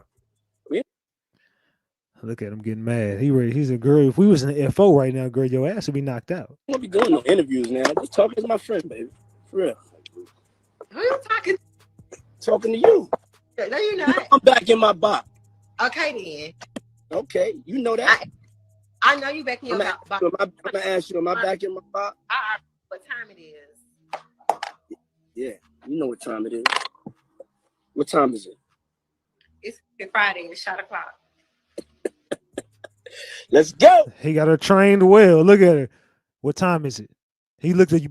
You better you eat the damn cake. It's Friday. It's shot o'clock. Yeah, I like that. I like that energy. No, for real. What you doing though? I'm getting my hair. I got a show tonight. Can we bring the music out here? Yeah, I want to hear everybody. I want to hear "Gotta Move On." That's my song. All right, we gonna get "Gotta Move On." We gotta take a shot for our ex. It's shot for X. We single as a motherfucker. Yeah. Single. Cheers. Single and free. Cheers to being single. Being single and free, huh? Cheers to being single and free. Diddy and Young Miami is cringe. Every time I see Diddy and Young Miami, it's just cringe, man. I just get, this is a business move that just irks my nerves. This is just not good right here. This just doesn't spell good. Here's the new hit single. Turn it up. She don't want my love. Okay, I don't want to play the music. And subscribe.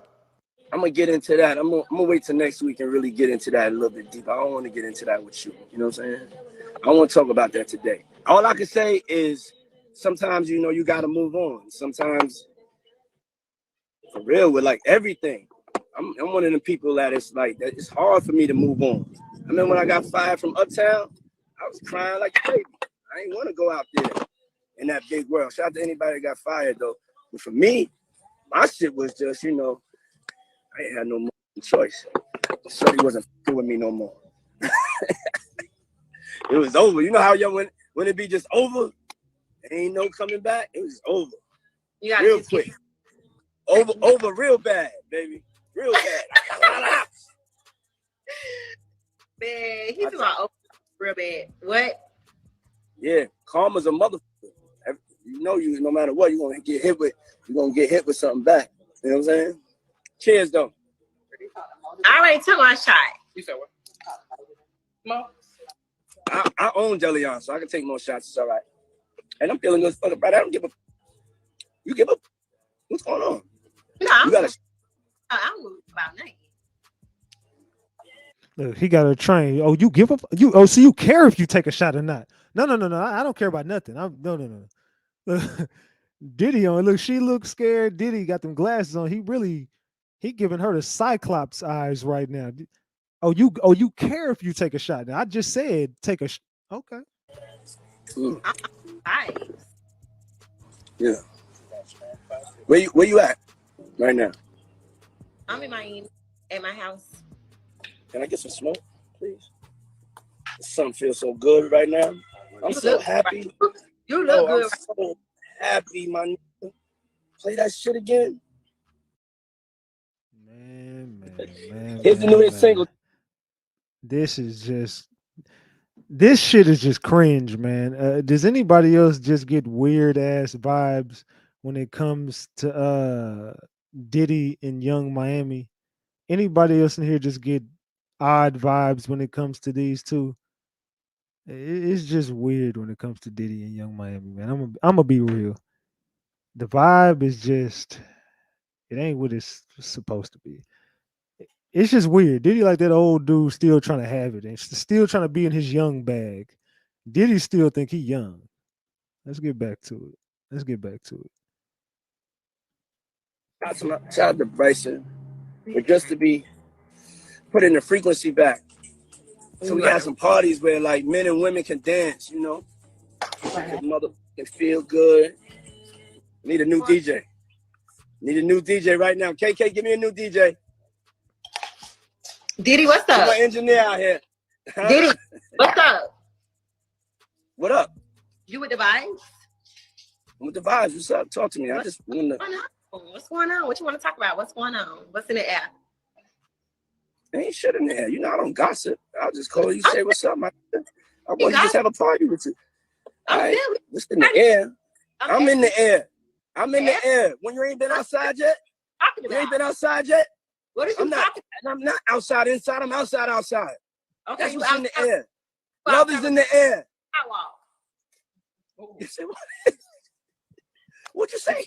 I'm not laughing. What'd you say? I said we outside. I thought you said about something about putting me on the sidewalk. I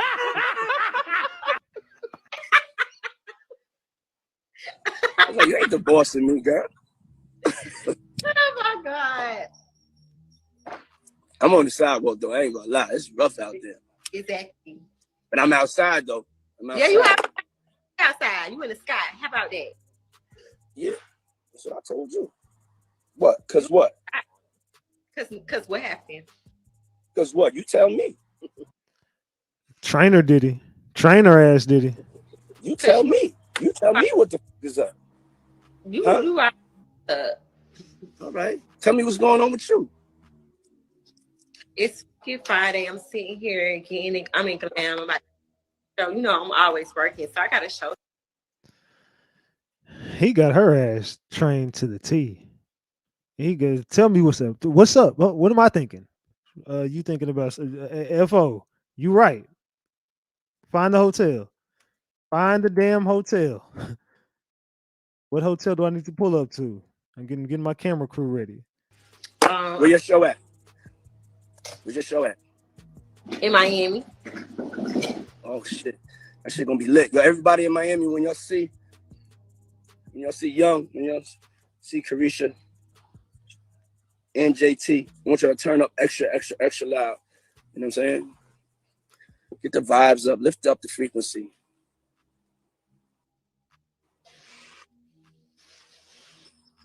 What are you typing? You looking gooder than a motherfucker right now. I think it's the sun or something. I don't know. Back the camera up. Let me see you. You said to do what? Raise the camera up? Let me see. You look good. Okay, sure. You can get all that work. Ooh. Ooh, yes. Ooh. Ooh. Okay. Yeah. And then the nigga own some shit. You know? Yeah. You gotta own some shit. I don't want to hear nobody talking about they don't own no shit, baby. You know, don't pop no big shit over here. And you gotta own some shit. Everybody gotta get to getting some real estate. Yeah, let's pop off, man. Let's be big. Let's be wealthy. Let's go. You know what I'm saying? Use your money wisely. I'm just in my bag. I don't even know what's up. Yeah, I'm feeling you right now. I'm feeling you. I'm feeling the view. Okay. Everything. I'm just feeling you right now. I'm like, ladies, is she on to something? She said Diddy look. Hey, ladies, y'all loving Diddy or what? Let us know in the chat, y'all. Are y'all loving Diddy's look? Ladies, are y'all loving Diddy right now? Who else is saying Diddy looking? Ladies, are y'all loving Diddy? Congratulations, though. I'm definitely feeling you. We got together. A lot of people don't know this. Is like 2 years ago, I had offered you Carisha, please. And not 2 years ago. Whenever you was on Respectfully Justin. You know what I'm saying? And I ran up. A year ago. You said what? That was like a year ago. Yeah. Yeah. Ran up on you. I was like, yo, you a superstar. You know what I'm saying?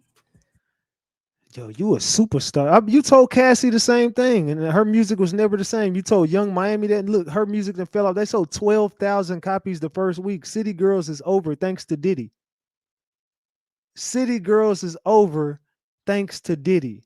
Let's continue this damn story with your weird ass, Diddy. Allegedly. Diddy, why y'all not together no more? Because like he was f***ing up, he wasn't ready, and I was trying to be a woman and work through things, and he wasn't ready. So then I was like, it, and I left. And then Young Miami, who was popping all type of you can't hear a motherfucking word out of her mouth now. Everybody's quiet now. Big Act still talking, they quiet as hell. So it looks like Young Miami is not the perfect girlfriend that we all thought she was, because she is making some moves to officially distance herself from Diddy in the middle of his messy scandal. Not only is she kicking him out of her Carisha Please brand, but she is also deleting evidence of their relationship on social media. But that's not all, because the streets are now saying that Miami is going to be testifying against Diddy at the upcoming trial for his latest SA case. There's a lot going on in this situation, so y'all better hold on tight, because it's about to get insane. Man, did y'all try and get Young Miami in trouble? Y'all ain't read the transcript. Y'all must want to get Young Miami in trouble. You know Diddy ain't playing that. You know he ain't playing that. I swear, Young Miami keeps proving to us day to day that she is not a ride or die girlfriend or friend or whatever she is with Diddy. I think he referred to her as his shorty wop or something like that. But whatever their relationship is, Miami was not as committed to him as we thought she was, which isn't surprising because their relationship has been as chaotic as possible, and we've had to witness the chaos all these years. I mean, there's the time Diddy went on Carisha Please after he dropped a song about Cassie called Gotta Move On, where he went on and on about how he still had moved on from Cassie. You know, the same Cassie that he was putting hands on for about 11 years. Child, the audacity for me. Anywho, Miami asked him what they were, and he said this. We date. We dating. We go have dates. We friends.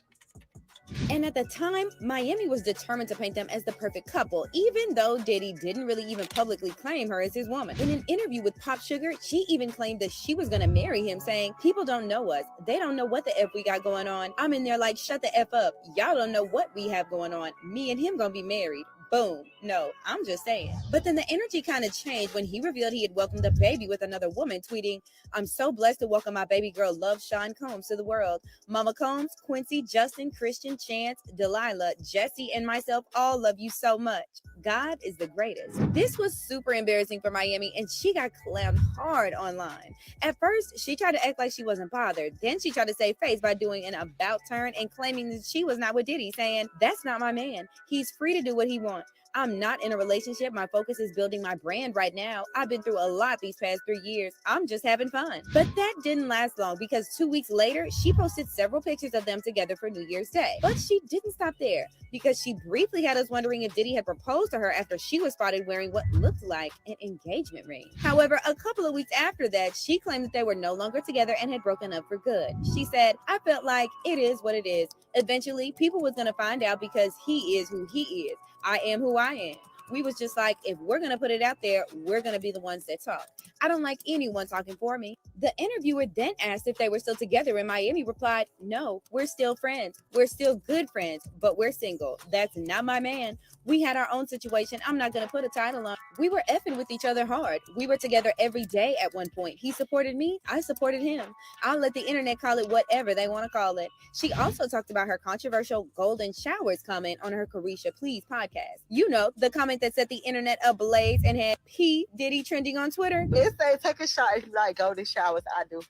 Golden showers, meaning when the guy pees on you, pee on you everywhere. You like it? I just like it. You do? Sweet. Well, she claimed Yeah, so we all know Diddy loves giving off golden showers and giving and receiving golden showers, and y'all just nasty, man. that she never did the golden showers thing with Diddy, saying, "I never said he was the one I did that with. Intimacy is a part of life. I'm grown, and maybe I talk about it too much, but everybody's got their personal experiences. Some people get pooped on. Some people live life on the edge. Some people boring AF. I watch a lot of pee. Girls get peed on. If we grown and we in the house just chilling and want to..." Maybe that's just what she feels girls like. I don't know. I don't know. Young Miami is set on, you know what I'm saying? She trying to get peed on. It is what it is. She trying to get peed on. She ain't trying to do no talking. That nigga pee. Go ahead, do what you do. Do what you do. Started to give Diddy the side eye because it was just very freaky.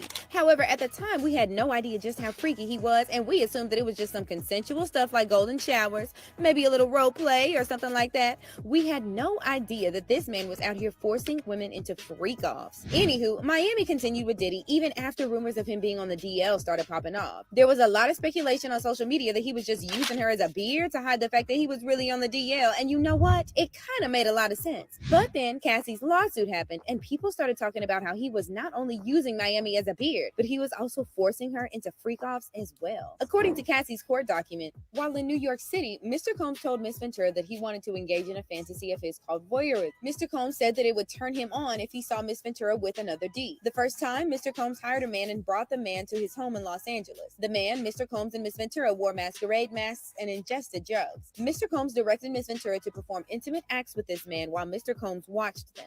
He got off on it while he directed Miss Ventura and the man to do specific intimate acts. Mr. Combs began to call the arrangement a freak-off or FO. He would repeatedly tell Miss Ventura at random moments that he wanted an FO, and Miss Ventura was eventually expected to facilitate the location and the hiring of male escorts. She also said, Mr. Combs always supplied Miss Ventura and the escorts with copious amounts of drugs before and during the FOs. Miss Ventura was given ecstasy, cocaine, GHB, ketamine, marijuana, and alcohol in excessive amounts during FOs. Diddy just like drugs, allegedly. Diddy loves a freak off drugs and a BBC. Which allowed her to disassociate during these horrific encounters. It became commonplace to get IV fluids in the days after an FO to recover from the excessive substances pushed upon her. Miss Ventura was required to dress up in lingerie for an FO, and Mr. Combs insisted she wear white nail polish to contrast her nails with the skin of the black men he had hired to be intimate with her. While Cassie eventually managed to get away from him, there were new reports that Young Miami allegedly took part in freak-offs with Diddy. Now, we don't know if she did it out of free will or if she was a victim just like Cassie, but many people believe that she knew what she was going into and didn't have an issue with it because she also had lots of benefits. Y'all remember how we found out last year that Diddy was paying her $500,000 a month to be his side piece? At the time, we wondered why he was paying her that much, but it looks like we might finally have our answer. There's also the whole thing about how she loves golden showers. Also, remember how Cassie said that Diddy used to force her to wear white nail polish for the freak-offs? Well, fans have pointed out how interesting it is that Miami seems to always have on white nail polish whenever she was with Diddy. And this has people wondering if Miami was involved in the freak-offs as well. But that's still not all, because a lot of people believe that not only was Miami involved in freak-offs with Diddy, but she was actually a willing participant, not a victim like people thought. You see, there's the time that she kind of hinted at it when she got into a messy fight on social media with Diddy's other side piece, Gina Hunt. It all started when Gina posted this picture of Diddy kissing her on the cheek. Miami didn't like this and she took to Twitter to accuse Gina of chasing clout, saying, "Somebody please give this B some attention." Gina replied on her Instagram stories writing, "If anyone's seeking attention, it's you. Suck my D. I don't give an F." Miami then claimed that Gina was trying to use her for clout, and she said, "Attention? I am the attention. Let's be clear. Notice me. Please, B. Go sit down. We see you. Relax. It's okay. You've been around, just around for years. You've been waiting on this moment. If he can't make you famous, B, I ain't arguing with no B that got cheap lint ball carpet in their house effing on a billionaire. You freaky B." Yeah, she know what freaky shit going on in between Diddy sheets. Gina responded to Miami writing, "Why you so pressed, mama? I thought you was a city girl." Miami hit back saying, "I am, and that's why if with your man and ain't coming off him, I don't care how many pics you post. Get that head, bread, and leave." Well, Gina spilled some wild tea about how Diddy used to put paws on her even when she was pregnant with his baby. She said this in an interview with Tasha K, and she exposed Diddy big time. In the beginning, like the first 3.5 years, the first 4 months, he was really nice, but then after that, he started being that. So like I say, like the first 3.5 years, he was like mean to me. So when you say mean, describe it. He was like always belittling me and always like he was like mentally, emotionally, and physically abusing me. At the time, Man. Let's continue this shit, y'all. How y'all feeling about this shit tonight, man? Diddy on his way up out the game. Diddy on his way up out of here, y'all. Let's continue. Let's get to part 3. Let's get to part 3 of this story. Let's go.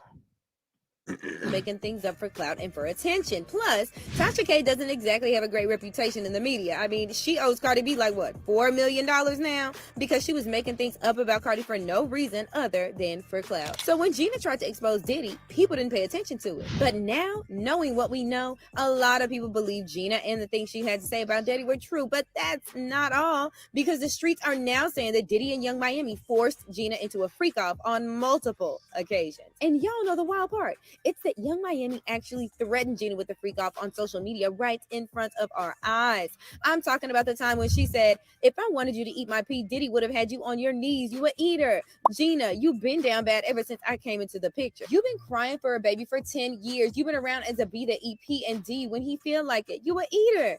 You the same B that was crying on Tasha K because you wanted a baby. Poor Sushi. A lot of people believe that she isn't innocent in this mess, and that's why she's getting canceled alongside Diddy. Things got worse for her when Diddy was shoved out of Revolt TV, and they said Sean Combs has stepped down from his position as chairman of Revolt. While Mr. Combs has previously had no operational or day-to-day role in the business, this decision helps to ensure that Revolt remains steadfastly focused on our mission to create meaningful content for the culture and amplify the voices of all Black people throughout this country and the African diaspora. They continued, our focus has always been one that reflects our commitment to the collective journey of Revolt, one that is not driven by an individual, but by the shared efforts and values of our entire team on behalf of advancing, elevating, and championing our culture, and that continues. With Diddy out of Revolt, there was a lot of speculation that Young Miami would be right behind him on the way out the door.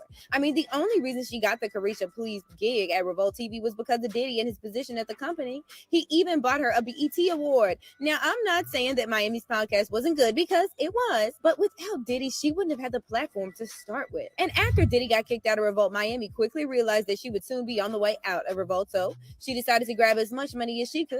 She decided to put everything on Carisha Please for sale. I'm talking about every single line of merch that she had in store. But hold on, because there's still more than this, because as it turns out, So it looks like she trying to get her merch. She know her show finna get canceled. You better get that Carisha Please merch while you can. Get it while it's hot, because that shit finna be going for dirt cheap. Miami is not only distancing herself from Diddy, but she is cutting herself off from him completely. It's not hard to see why, because the new lawsuit that was brought against him is crazy. A fourth woman recently came forward to accuse Diddy of allegedly SAing her when she was only 17. And get this, it's not only Diddy who allegedly SA'd her, because she was claimed that former Bad Boys president Harv Pierre, as well as another unknown assailant, all SA'd her when she was only 17. She filed the lawsuit anonymously, so she is only known for the public as Jane Doe. Jane Doe was not here to play with Diddy, because she fled the lawsuit with the same company that Cassie used for her own lawsuit, and that's how you know Jane is not joking around. And her lawsuit is not one big BS lawsuit that she came up with to extort money out of Diddy. She's here for some serious business, and she is not joking around. Her lawyers released a statement saying, Ms. Doe has lived with her memories of this fateful night for 20 years, during which time she has suffered extreme emotional distress that has impacted nearly every aspect of her life and personal relationships. Give the brave women who have come forward against Ms. Combs and Mr. Pierre in recent weeks. Ms. Doe is doing the same. The lawsuit opened up pretty strong and did not beat around the bush, because it got straight to talking about the crazy things that Diddy allegedly did to Jane Doe. They said, specifically in 2003, when she was only 17 years old and in the 11th grade, Ms. Combs was ST'd and gang SA'd by Mr. Combs, Mr. Pierre, and the third assailant. Now, the third assailant wasn't named in the lawsuit, but the documents noted that the lawsuit is going to be updated soon and the name will be revealed. This has had people wondering who the third assailant could be, and there has been a huge conversation on social media surrounding this. But in the meantime, the lawsuit revealed that on the day the events in question happened, Harv Pierre allegedly approached Jane Doe at the bar and he tried to pick her up for Diddy. The court document said, on the evening in question, Ms. Doe was with friends in a lounge when she was approached by who she later learned was Mr. Pierre. Mr. Pierre was with his own friends, including the third assailant. Mr. Pierre, the third assailant, and their friends were dressed in suits. Mr. Pierre repeatedly complimented Ms. Doe's appearance, saying that she was hot, among other things. He then began talking about his self-described best friend and brother, Mr. Combs. Specifically, Mr. Pierre continually stated that Mr. Combs would love to meet Ms. Pierre, even called Mr. Combs and put Ms. Doe on the line. Mr. Combs told Ms. Doe that he would love to meet her and that she should accompany Mr. Pierre to New York City in a private. Man. These these allegations, these ain't allegations. This is real talk. That's exactly what the hell happened. I mean, we'll say allegedly for the purposes that we have to, but we all know that everything in Jane Doe's lawsuit is factual. These names about to be dropped. It's about to be a bombshell dropped on the industry.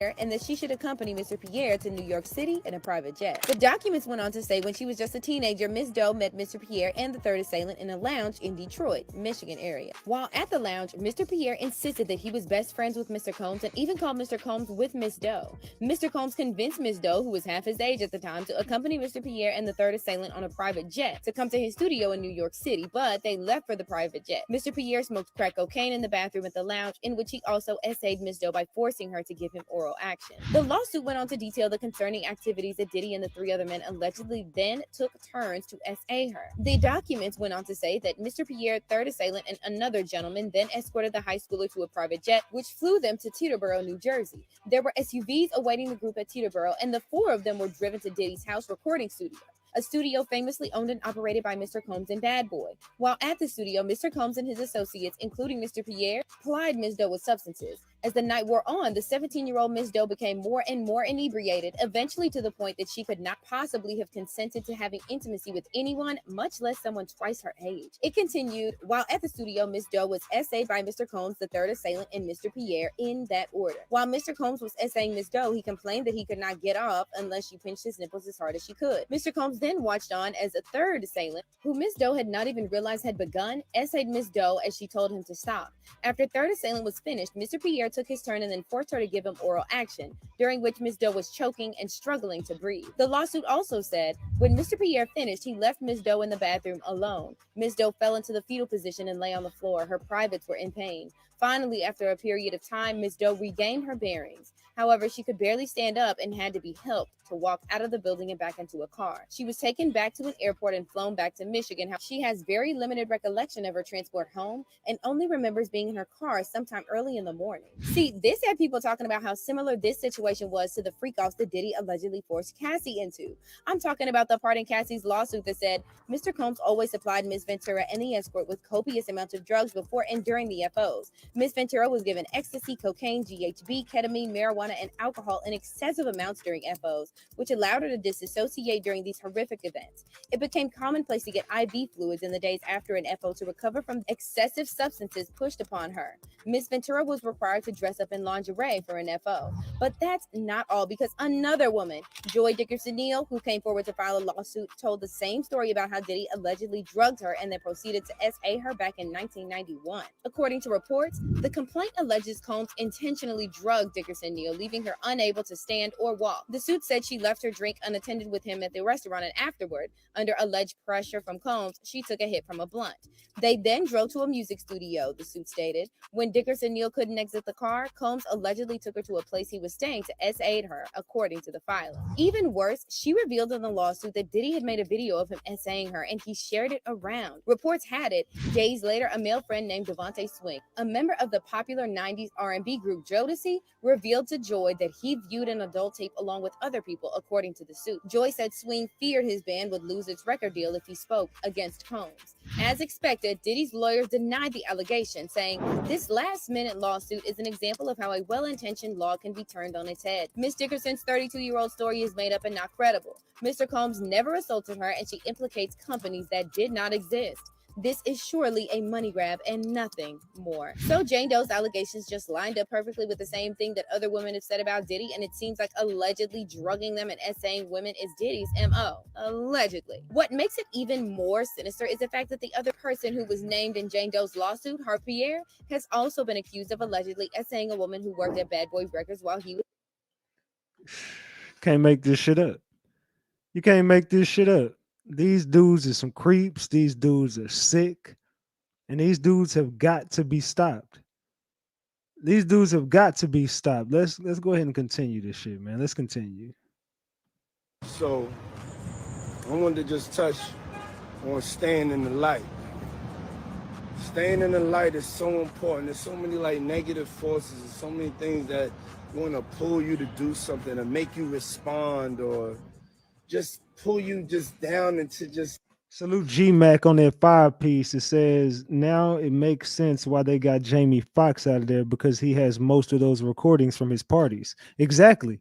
They knew this shit was coming. They've been knowing it was coming.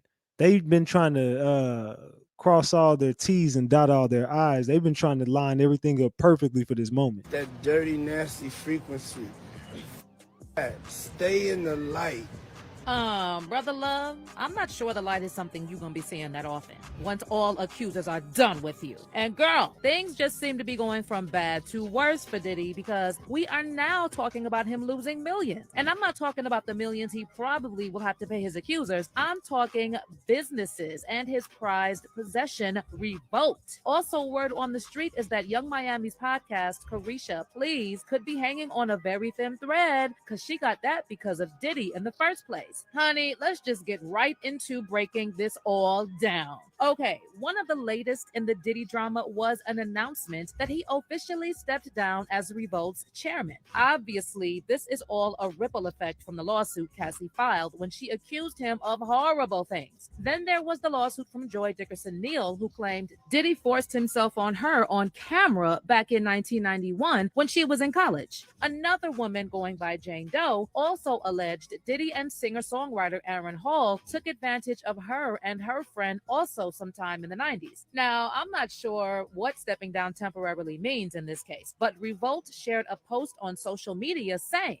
"Our focus has always been on one that reflects our commitment to the collective journey of Revolt, one that is not driven by any individual, but by the shared efforts and values of our entire team on behalf of advancing, elevating, and championing our culture." And that continues. According to the network, while Diddy has previously had no operational or day-to-day role in the business, the decision helps to ensure that Revolt remains steadfastly focused on their mission. So in case you didn't know, Revolt was co-founded by Diddy and Andy Shawn back in 2013 as a music-oriented digital cable television network. The channel is dedicated to urban contemporary music, and the programming of the platform also covers social issues faced by the African-American community. I mean, at the moment, it's a pretty bad look for Diddy to be the face of such a network, given what it is supposed to stand for. Well, Diddy's team tried to make it look like it was Diddy's decision to step aside when they said that he chose to make the temporary move. Apparently, his goal in making the decision was to not allow the accusations he's facing to distract from Revolt's mission or success. No, he was pushed out. Let me be the first one to tell y'all. They made Diddy step down. Diddy didn't step down because he was, feeling the pressure. Nah, they pushed your ass out. Salute to Dato on that 10-piece. I appreciate you for that 10-piece. Salute, salute, salute. Make sure y'all support the channel, man. No, but Diddy didn't step down as they pushed his ass out. They don't want him. Everybody is separating themselves from Diddy right now. So there is no Diddy trying to just step down to get some peace. No, nigga, they trying to take all your money from you. Let's keep it a buck. But did he really step down or was he pushed out? If Salute to JTK. Salute Josh for gifting those 5 memberships. Let's see who got one. Paper Buck got a membership. T Smith got a membership. Ass Duchess got a membership.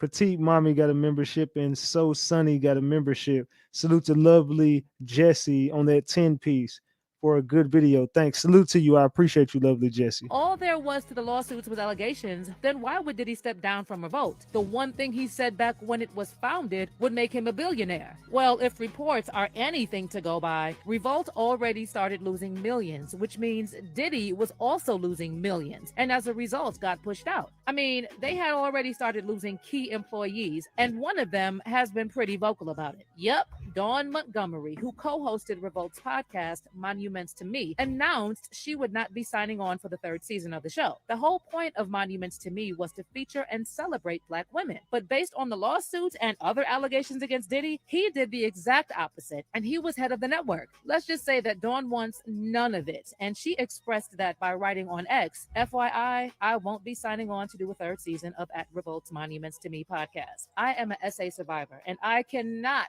be a part of a show that's supposed to uplift Black women while At Diddy leads the company. She also said, one thing I've done throughout my professional career is be mindful of my work ethic and where I place my energy and time. I also feel like Revolt's leadership not speaking on this says a lot. And even though this podcast experience blessed me, I'm done. Salute to Dainty and Pris for that 20-piece. I appreciate you, Dainty. Salute on that 20-piece. I appreciate you. And I got them mod wrenches going for $50 right now for both of my channels. If you pay $50, you get a mod wrench on both channels. That's going until the 1st. So you better get your mind wrenched before January 1st because the price is going up. Maybe there was a lot of pressure from other people at Revolt who felt that Diddy should not be the face of the network, and they pushed him out. But guess what? There's also already an offer to buy Revolt from 50 Cent, but only for a few dollars. Now, since the lawsuit started making rounds, 50 has been having the time of his life and has posted about Diddy more than 10 times on his socials. Some of the posts are articles about Diddy and his associates amid the allegations, while others are pictures and videos of Diddy from the past. Salute to Skin Therapist on gifting those 5 memberships. Arnez J, Goddess Bless 23, Miss Beauty, Tay Bay Forever. Y'all all got memberships. Salute to y'all. I appreciate you for gifting those memberships. And these include a photo of Diddy in the club. Oh, and R. Bruce. Of dancing with his hands at his ankles, and a video of Cassie hiding from Diddy under a blanket. And as soon as the announcement about Diddy stepping down went public, 50 Cent tweeted, "I'll buy that from you, Playboy, from the low, because you know Cadillac and AT&T gonna pull out. I'll give you a few dollars for it now. Sell it to me, then we can be friends. I'm serious. Call my phone." Well, you know who could also be losing with Diddy stepping down as the chairman for Revolt? Young Miami. Are you a cheater? No, I used to be a cheater. I'm not a cheater no more. Used to be. I'm a truth teller now. You're an honest man. Honest. I'm gonna give it to you honest. I ain't trying to be lying, ducking, hiding, hurting nobody's feelings. I mean, we all know that Diddy is the one who got Young Miami to do Carisha Please. And there have been allegations that Diddy pays to have her win awards. Now, according to reports, since Diddy will no longer be a part of Revolt, there are pretty high chances that Young Miami could lose the show. So do y'all think Young Miami gonna be able to keep Carisha Please now that Diddy is on his way up out of there? Because they finna get rid of Diddy. I don't give a damn what y'all think finna happen. They about to get rid of Diddy ass. Y'all can bet your bottom dollar Diddy ass finna be up out of there. Let's get to part 3 of this story. Let's get to it. Been warning Young Miami about Diddy even before the lawsuit. Like just a few days before the lawsuits broke the internet, Young Miami posted a photo with Diddy, and somebody asked her if she had not learned from Cassie, and she simply replied by saying the hater had gotten the wrong page. On Diddy's birthday, Young Miami also posted a couple of photos with Diddy for his birthday, and once again, there were a lot of comments from people telling her to stay away from Diddy. But the time when people realized that she could also be a victim was when followers noticed similarities between what Cassie said and what is happening with Young Miami. For example, in several of the pictures Young Miami has with Diddy, she has white nails. And Cassie said in the lawsuit, Diddy made her wear white nails to contrast the skin of the black men he paid to sleep with her. There's also a time when Diddy sent Young Miami flowers after an argument and took her on multiple vacations, just like what Cassie described used to happen after he roughed her up. Then there was a time when Young Miami had a terrible breakdown, and she told XXL that her breakdown was because she missed her flights. But people were just like, looking back, maybe Diddy caused the breakdown. Plus, we already know that Diddy probably pees on Young Miami because she apparently likes it. Or maybe it became an acquired taste after Diddy did it to her. I can't say it. You got to. It say take a shower. It's like golden showers. I do. Golden showers, meaning when the guy pees on you, pee on you everywhere. You like it? I just like it. You do? You know what? Maybe if Young Miami loses her podcast on Revolt, she will finally realize that there's nothing much to fight for when it comes to Diddy, because she could actually lose everything. By the way, it's not just been about Revolt, because Diddy also lost his partnership with Capital Preparatory Harlem Charter School. The head of the school made an official announcement on the school's website saying, following a comprehensive evaluation, a decision has been made to end the partnership between Capital Preparatory Schools and Sean Combs. While this decision was not made lightly, we firmly believe it is in the best interest of our organization's health and future. In addition, Diddy's clothing brand, Sean John, will no longer be available on the Macy's store's websites. Well, Macy's said that they had been working on phasing out the collection for a while because nobody was buying Diddy's clothing brand. But the lawsuits probably made them rush the decision to phase out Sean John. Well, even with Diddy losing partnerships, there have been a lot of discussions about whether these people enabled his behavior and are only disassociating now because it looks bad for their image. But what are your thoughts on Diddy possibly losing millions because of the lawsuits? And what of Young Miami? Do you believe she will actually stick with Diddy, or is she hitting the road in fear that Diddy will go broke? Man. Do y'all feel like Diddy finna go broke? Because I'm telling you, They snatching everything from this man left to right. Diddy ain't sleeping too good.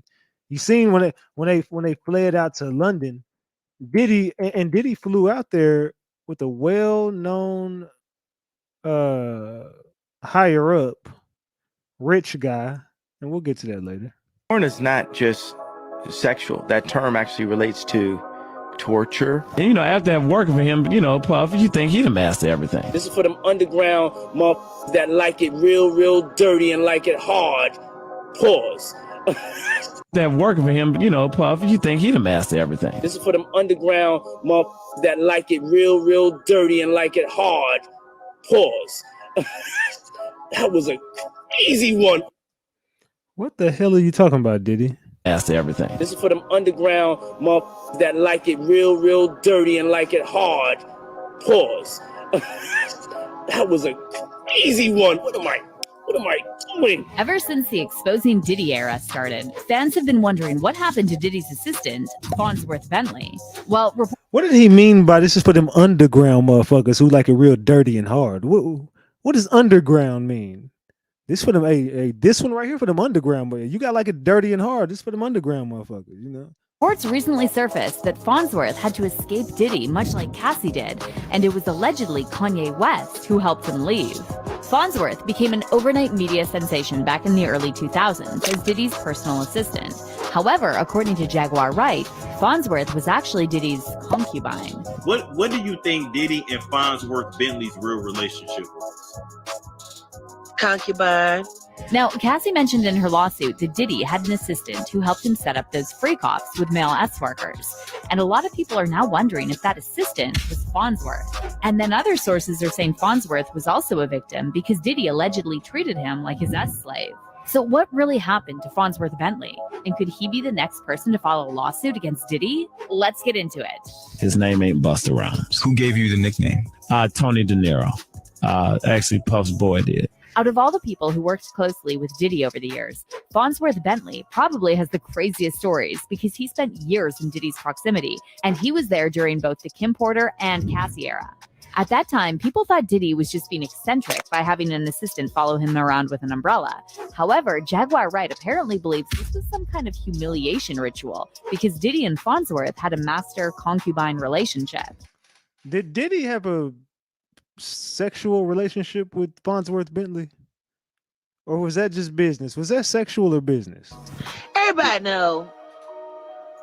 I think the thing that everybody is having a hard time grasping is how that whole thing could have probably went down. But the thing is it was how fast he disappeared. So to give you some context, Farnsworth came into Diddy's life when Diddy was going through a major PR crisis. In 2001, Diddy, who was then known as Puff Daddy, was acquitted of gun possession and bribery charges in a highly publicized trial related to a 1999 nightclub shooting. Diddy was desperate for a clean slate, so he decided to rebrand himself as P. Diddy. And later that same year, Diddy stepped out in Saint-Tropez with this sharply dressed man holding a fancy white umbrella that apparently cost $700. This picture stirred up a lot of public curiosity because no one knew who the umbrella man was or where he came from. And while some people found it amusing, others couldn't help but feel uncomfortable, and they accused Diddy of humiliating this man in public. Finally, Farnsworth decided to set the record straight on Angela Yee's radio show and revealed that his real name was Derek Watkins, and that Diddy's associate, Tony De Niro, gave him his new name. Man, Tony De Niro then gave the man the name. Diddy then essayed the man. I believe Diddy and Farnsworth definitely had sex. I'm just gonna be the one to say it, man. I think Diddy and him definitely was in a relationship. It was just too weird. That era was really weird. I never understood what the hell he did. I was like, what is this? Farnsworth said he met Diddy after he moved from Atlanta to New York and started networking. One day, he randomly approached Diddy in a club, and while Diddy first ignored him, they eventually exchanged numbers, and Farnsworth texted Diddy practically begging him for a job. Next thing you know, I just picked up the page. You remember the guy that traveled from Howard University to intern with Andre Harrell? I'm that guy in 2001. Please don't make me go back to work on Monday. At the restaurant. He replied, come to 1396 3rd Avenue. Salute to Drea for that 20-piece. Salute Drea says, good evening, King. Keep up the great work. I appreciate you. I literally started that day training as his assistant. The rest is history. After Diddy hired him, Farnsworth appeared on Diddy's MTV show, Making the Band, and that's when people started getting even more uncomfortable with this arrangement. Now, it's almost impossible to find all episodes of Making the Band these days, and for some reason, MTV refused to show reruns. However, you can still find some clips of Farnsworth on the show. Like this time, Diddy threatened him over the phone. Hello. Hey. What up? I went to sleep. When I woke up, the whole house was clean, just like I asked for it to be. But I got a note right here from Babs. She broke out and went to Brooklyn. It's taking you entirely too long to tell this story. This is your problem, man. Good luck to you. And when I get there, everything better be on point.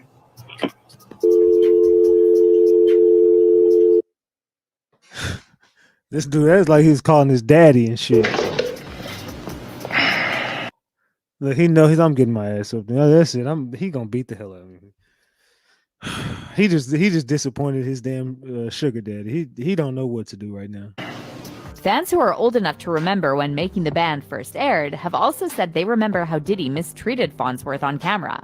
And then there's also the fact that Farnsworth told Angela Yee that Diddy was barely paying him for his job. I was making really good money in the restaurant business. That actually. good though? That's a like $100,000.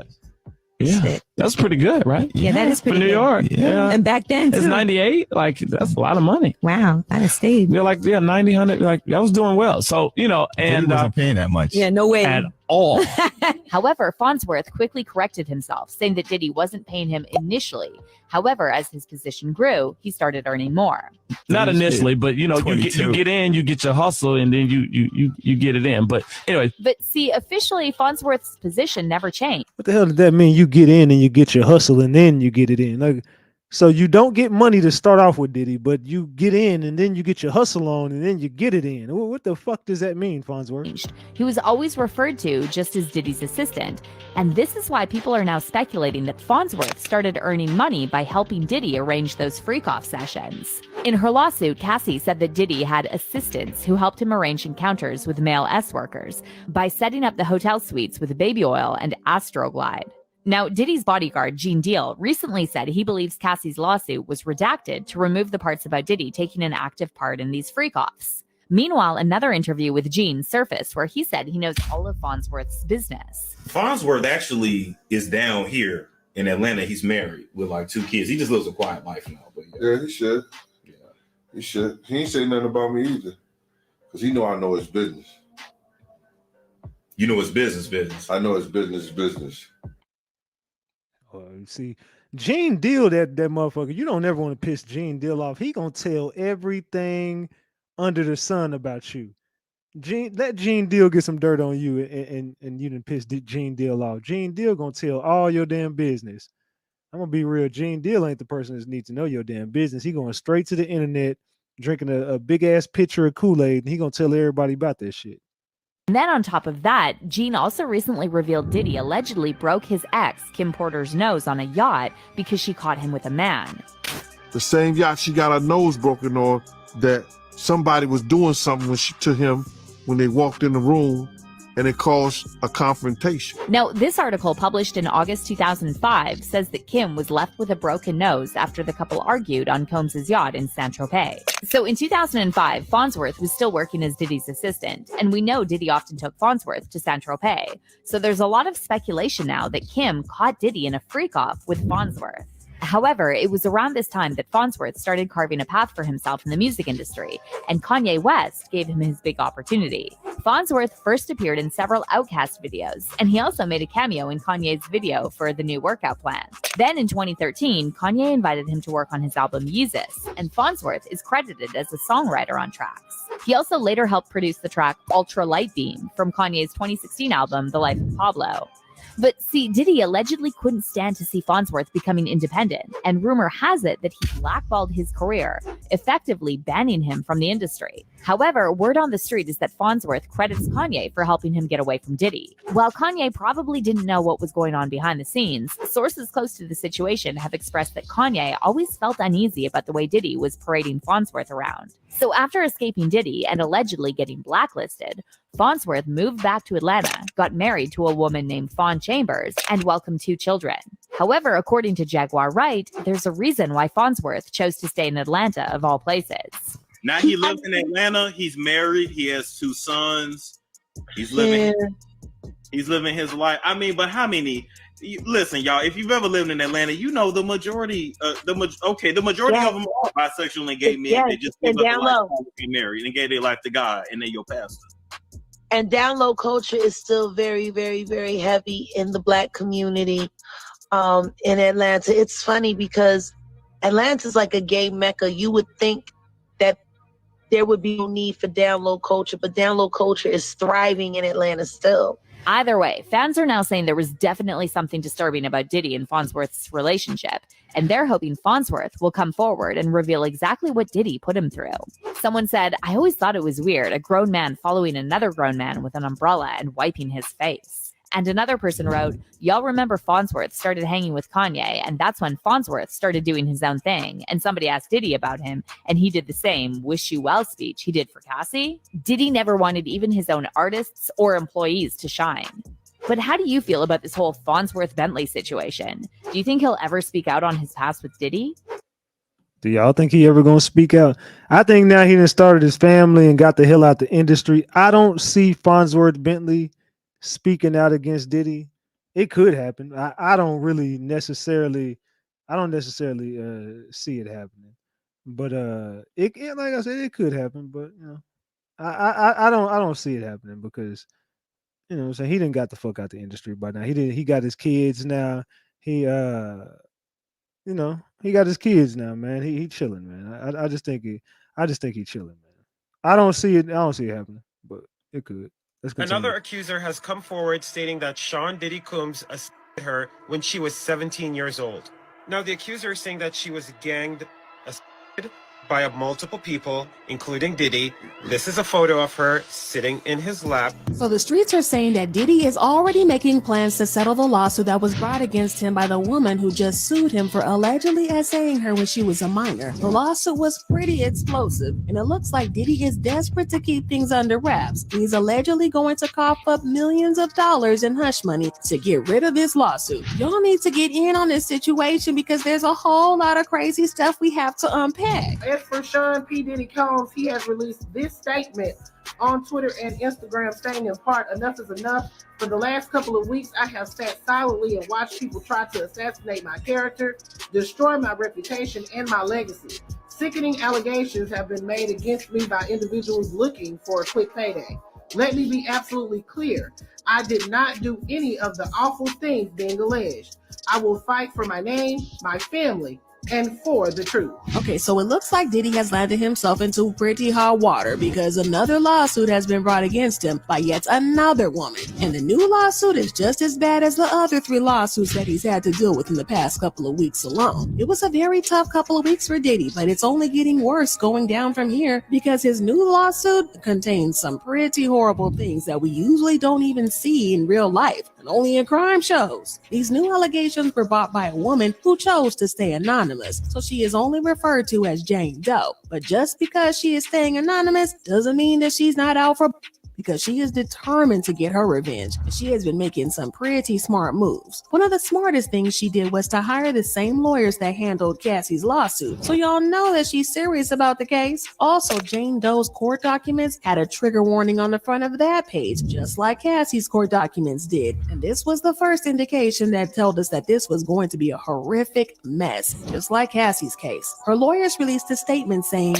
"Miss Doe has lived with her memories of this fateful night for 20 years, during which time she has suffered extreme emotional distress that has impacted nearly every aspect of her life and personal relationships. Given the brave women who have come forward against Mr. Combs and Mr. Pierre in the recent weeks, Miss Doe is doing the same." The lawsuit opened up pretty strong and went straight to the point, talking about the crazy things that Diddy allegedly did to Jane Doe. They said, specifically in 2003, when she was only 17 years old and in the 11th grade, Miss Doe was trapped and gang SA'd by Mr. Combs, Mr. Pierre, and the third assailant. Now, the third assailant wasn't named in the lawsuit, but the documents noted that the lawsuit is going to be updated soon, and the name will be revealed. The lawsuit had a lot to say about the bad things that Diddy and his associates allegedly did to Jane Doe on that day that the incident happened. The document said, When she was just a teenager, Miss Doe met Mr. Pierre and the third assailant in a lounge in the Detroit, Michigan area. While at the lounge, Mr. Pierre insisted that he was best friends with Mr. Combs, and he even called Mr. Combs with Miss Doe. Mr. Combs convinced Miss Doe, who was half his age at the time, to accompany Mr. Pierre and the third assailant on a private jet to come to his studio in New York City.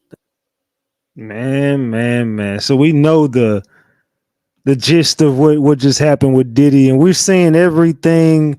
It's a trickling effect right now, man. Everything is going down with Diddy.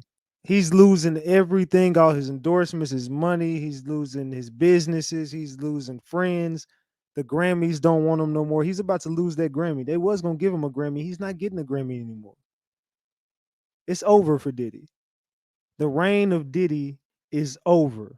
There is no more. I don't give a fuck who in this room likes Diddy, who loves him. It's over. The reign is over. He's extorted. He's stolen. He's taken away. Now he's gonna pay. Now he's gonna pay.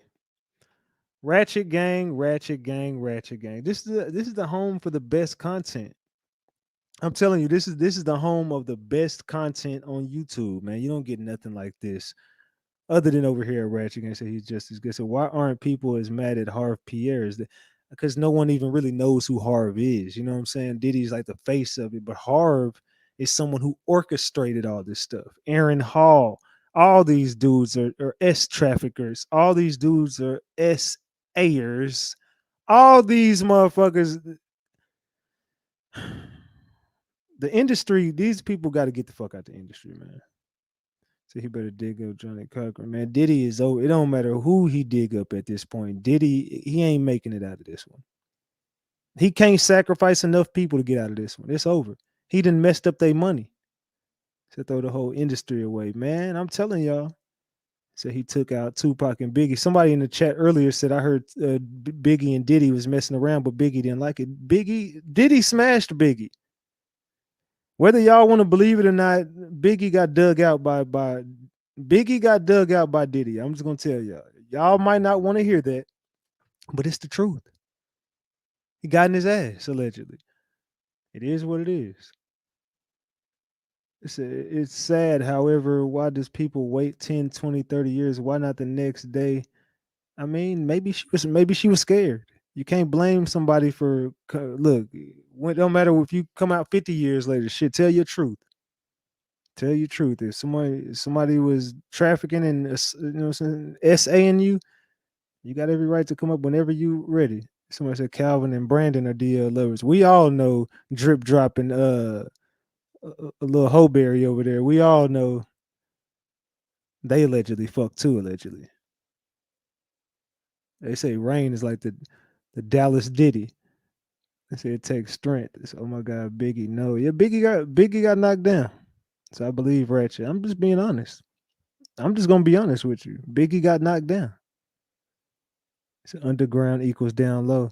He said he liked them underground motherfuckers who like a raw and rough or whatever he said. Dirty and raw, rough, rugged.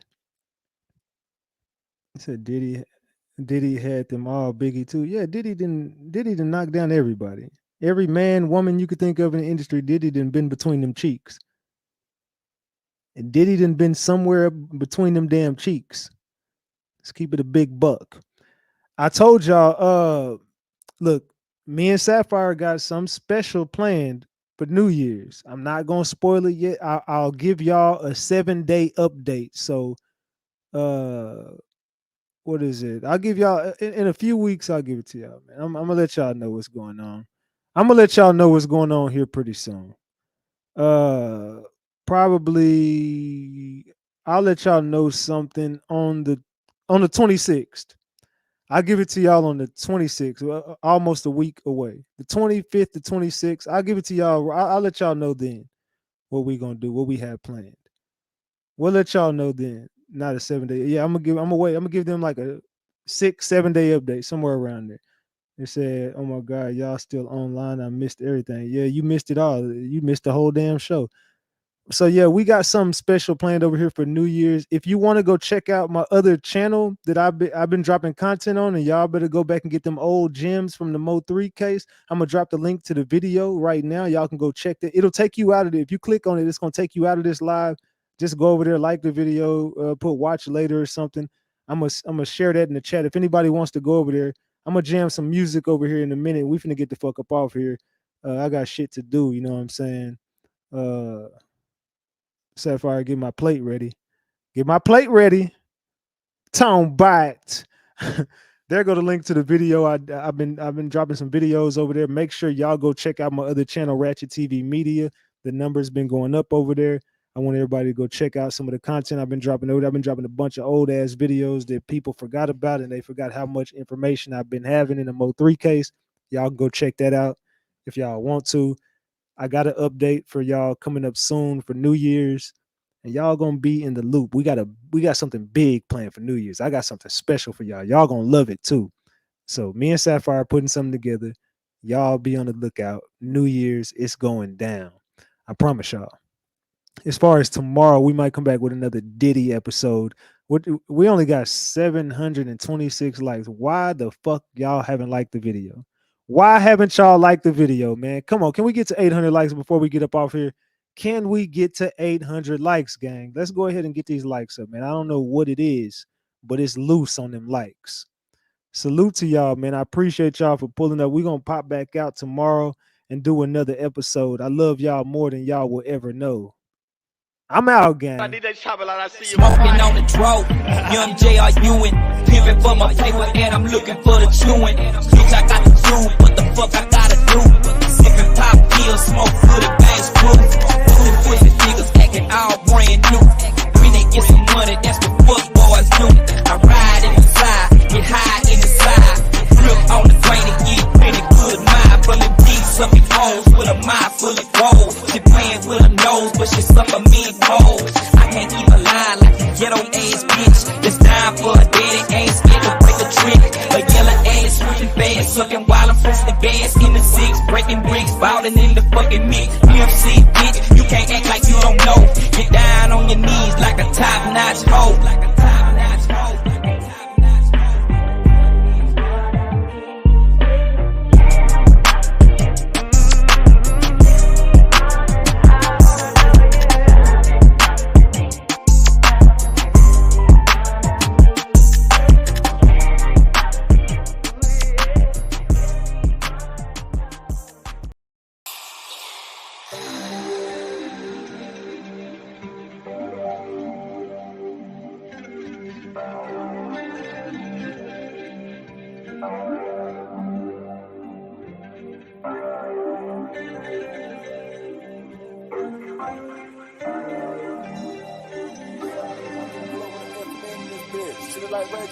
She wanna talk to the kid, make one wish. I'ma get fried right. Rules and syrup, I'm tryna get high tonight. Serving them pies right. I'ma start dancing as soon as they hit in the light. Jesus, peace, Christ. With your geek like me. Do you like Miley Cyrus? Or you like Virgil White? I done been jumping on pussies, ain't talking Adidas. I earned my stripes. Over the gang and run with the family, whether they wrong or right. Family. When the cash transaction, know we can visa swipe. Carry my trust as a kid, I keep my pipe to protect my life, but know my right. I must be a feel like a nigga up front. Look at she bad, she working at honest. I gave her a sack full of money, she brought her shit back and it came with something. Better that demons running. That look at it, do nothing to it, ain't nothing. She full with a ball, she upgraded from her last nigga, said he want nothing. Her nigga ain't seen no money. Fresh out the trap, we stepping and gunning. Meet me at Coca, meet me at Boy. Nigga want smoke or beef, we coming. Look at these big boy toys, they gorgeous. All these gorgeous girls wanting. I be ignoring them, they be ignoring me. I be ignoring them, like we fucking. Fuck your man, no, she can't answer the phone. She outside, she getting that bag on her own.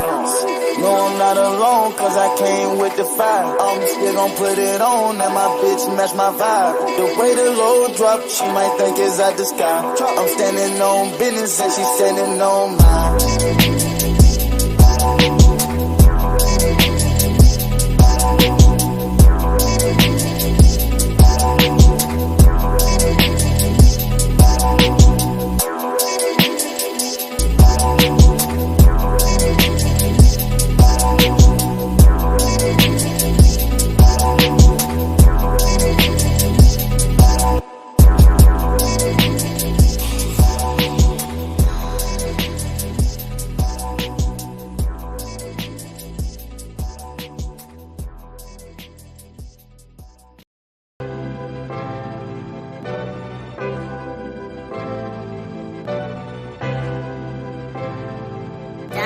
Houston. Check me out.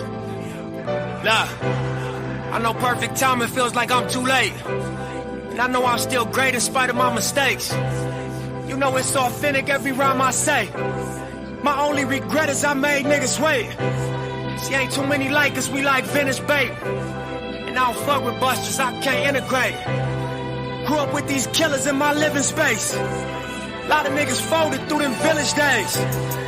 Citywide gang and junction police raids. LA Times rolling 60s made the front page. I vowed to never let tradition seal my fate. Selling dope with hopes to graduate to real estate.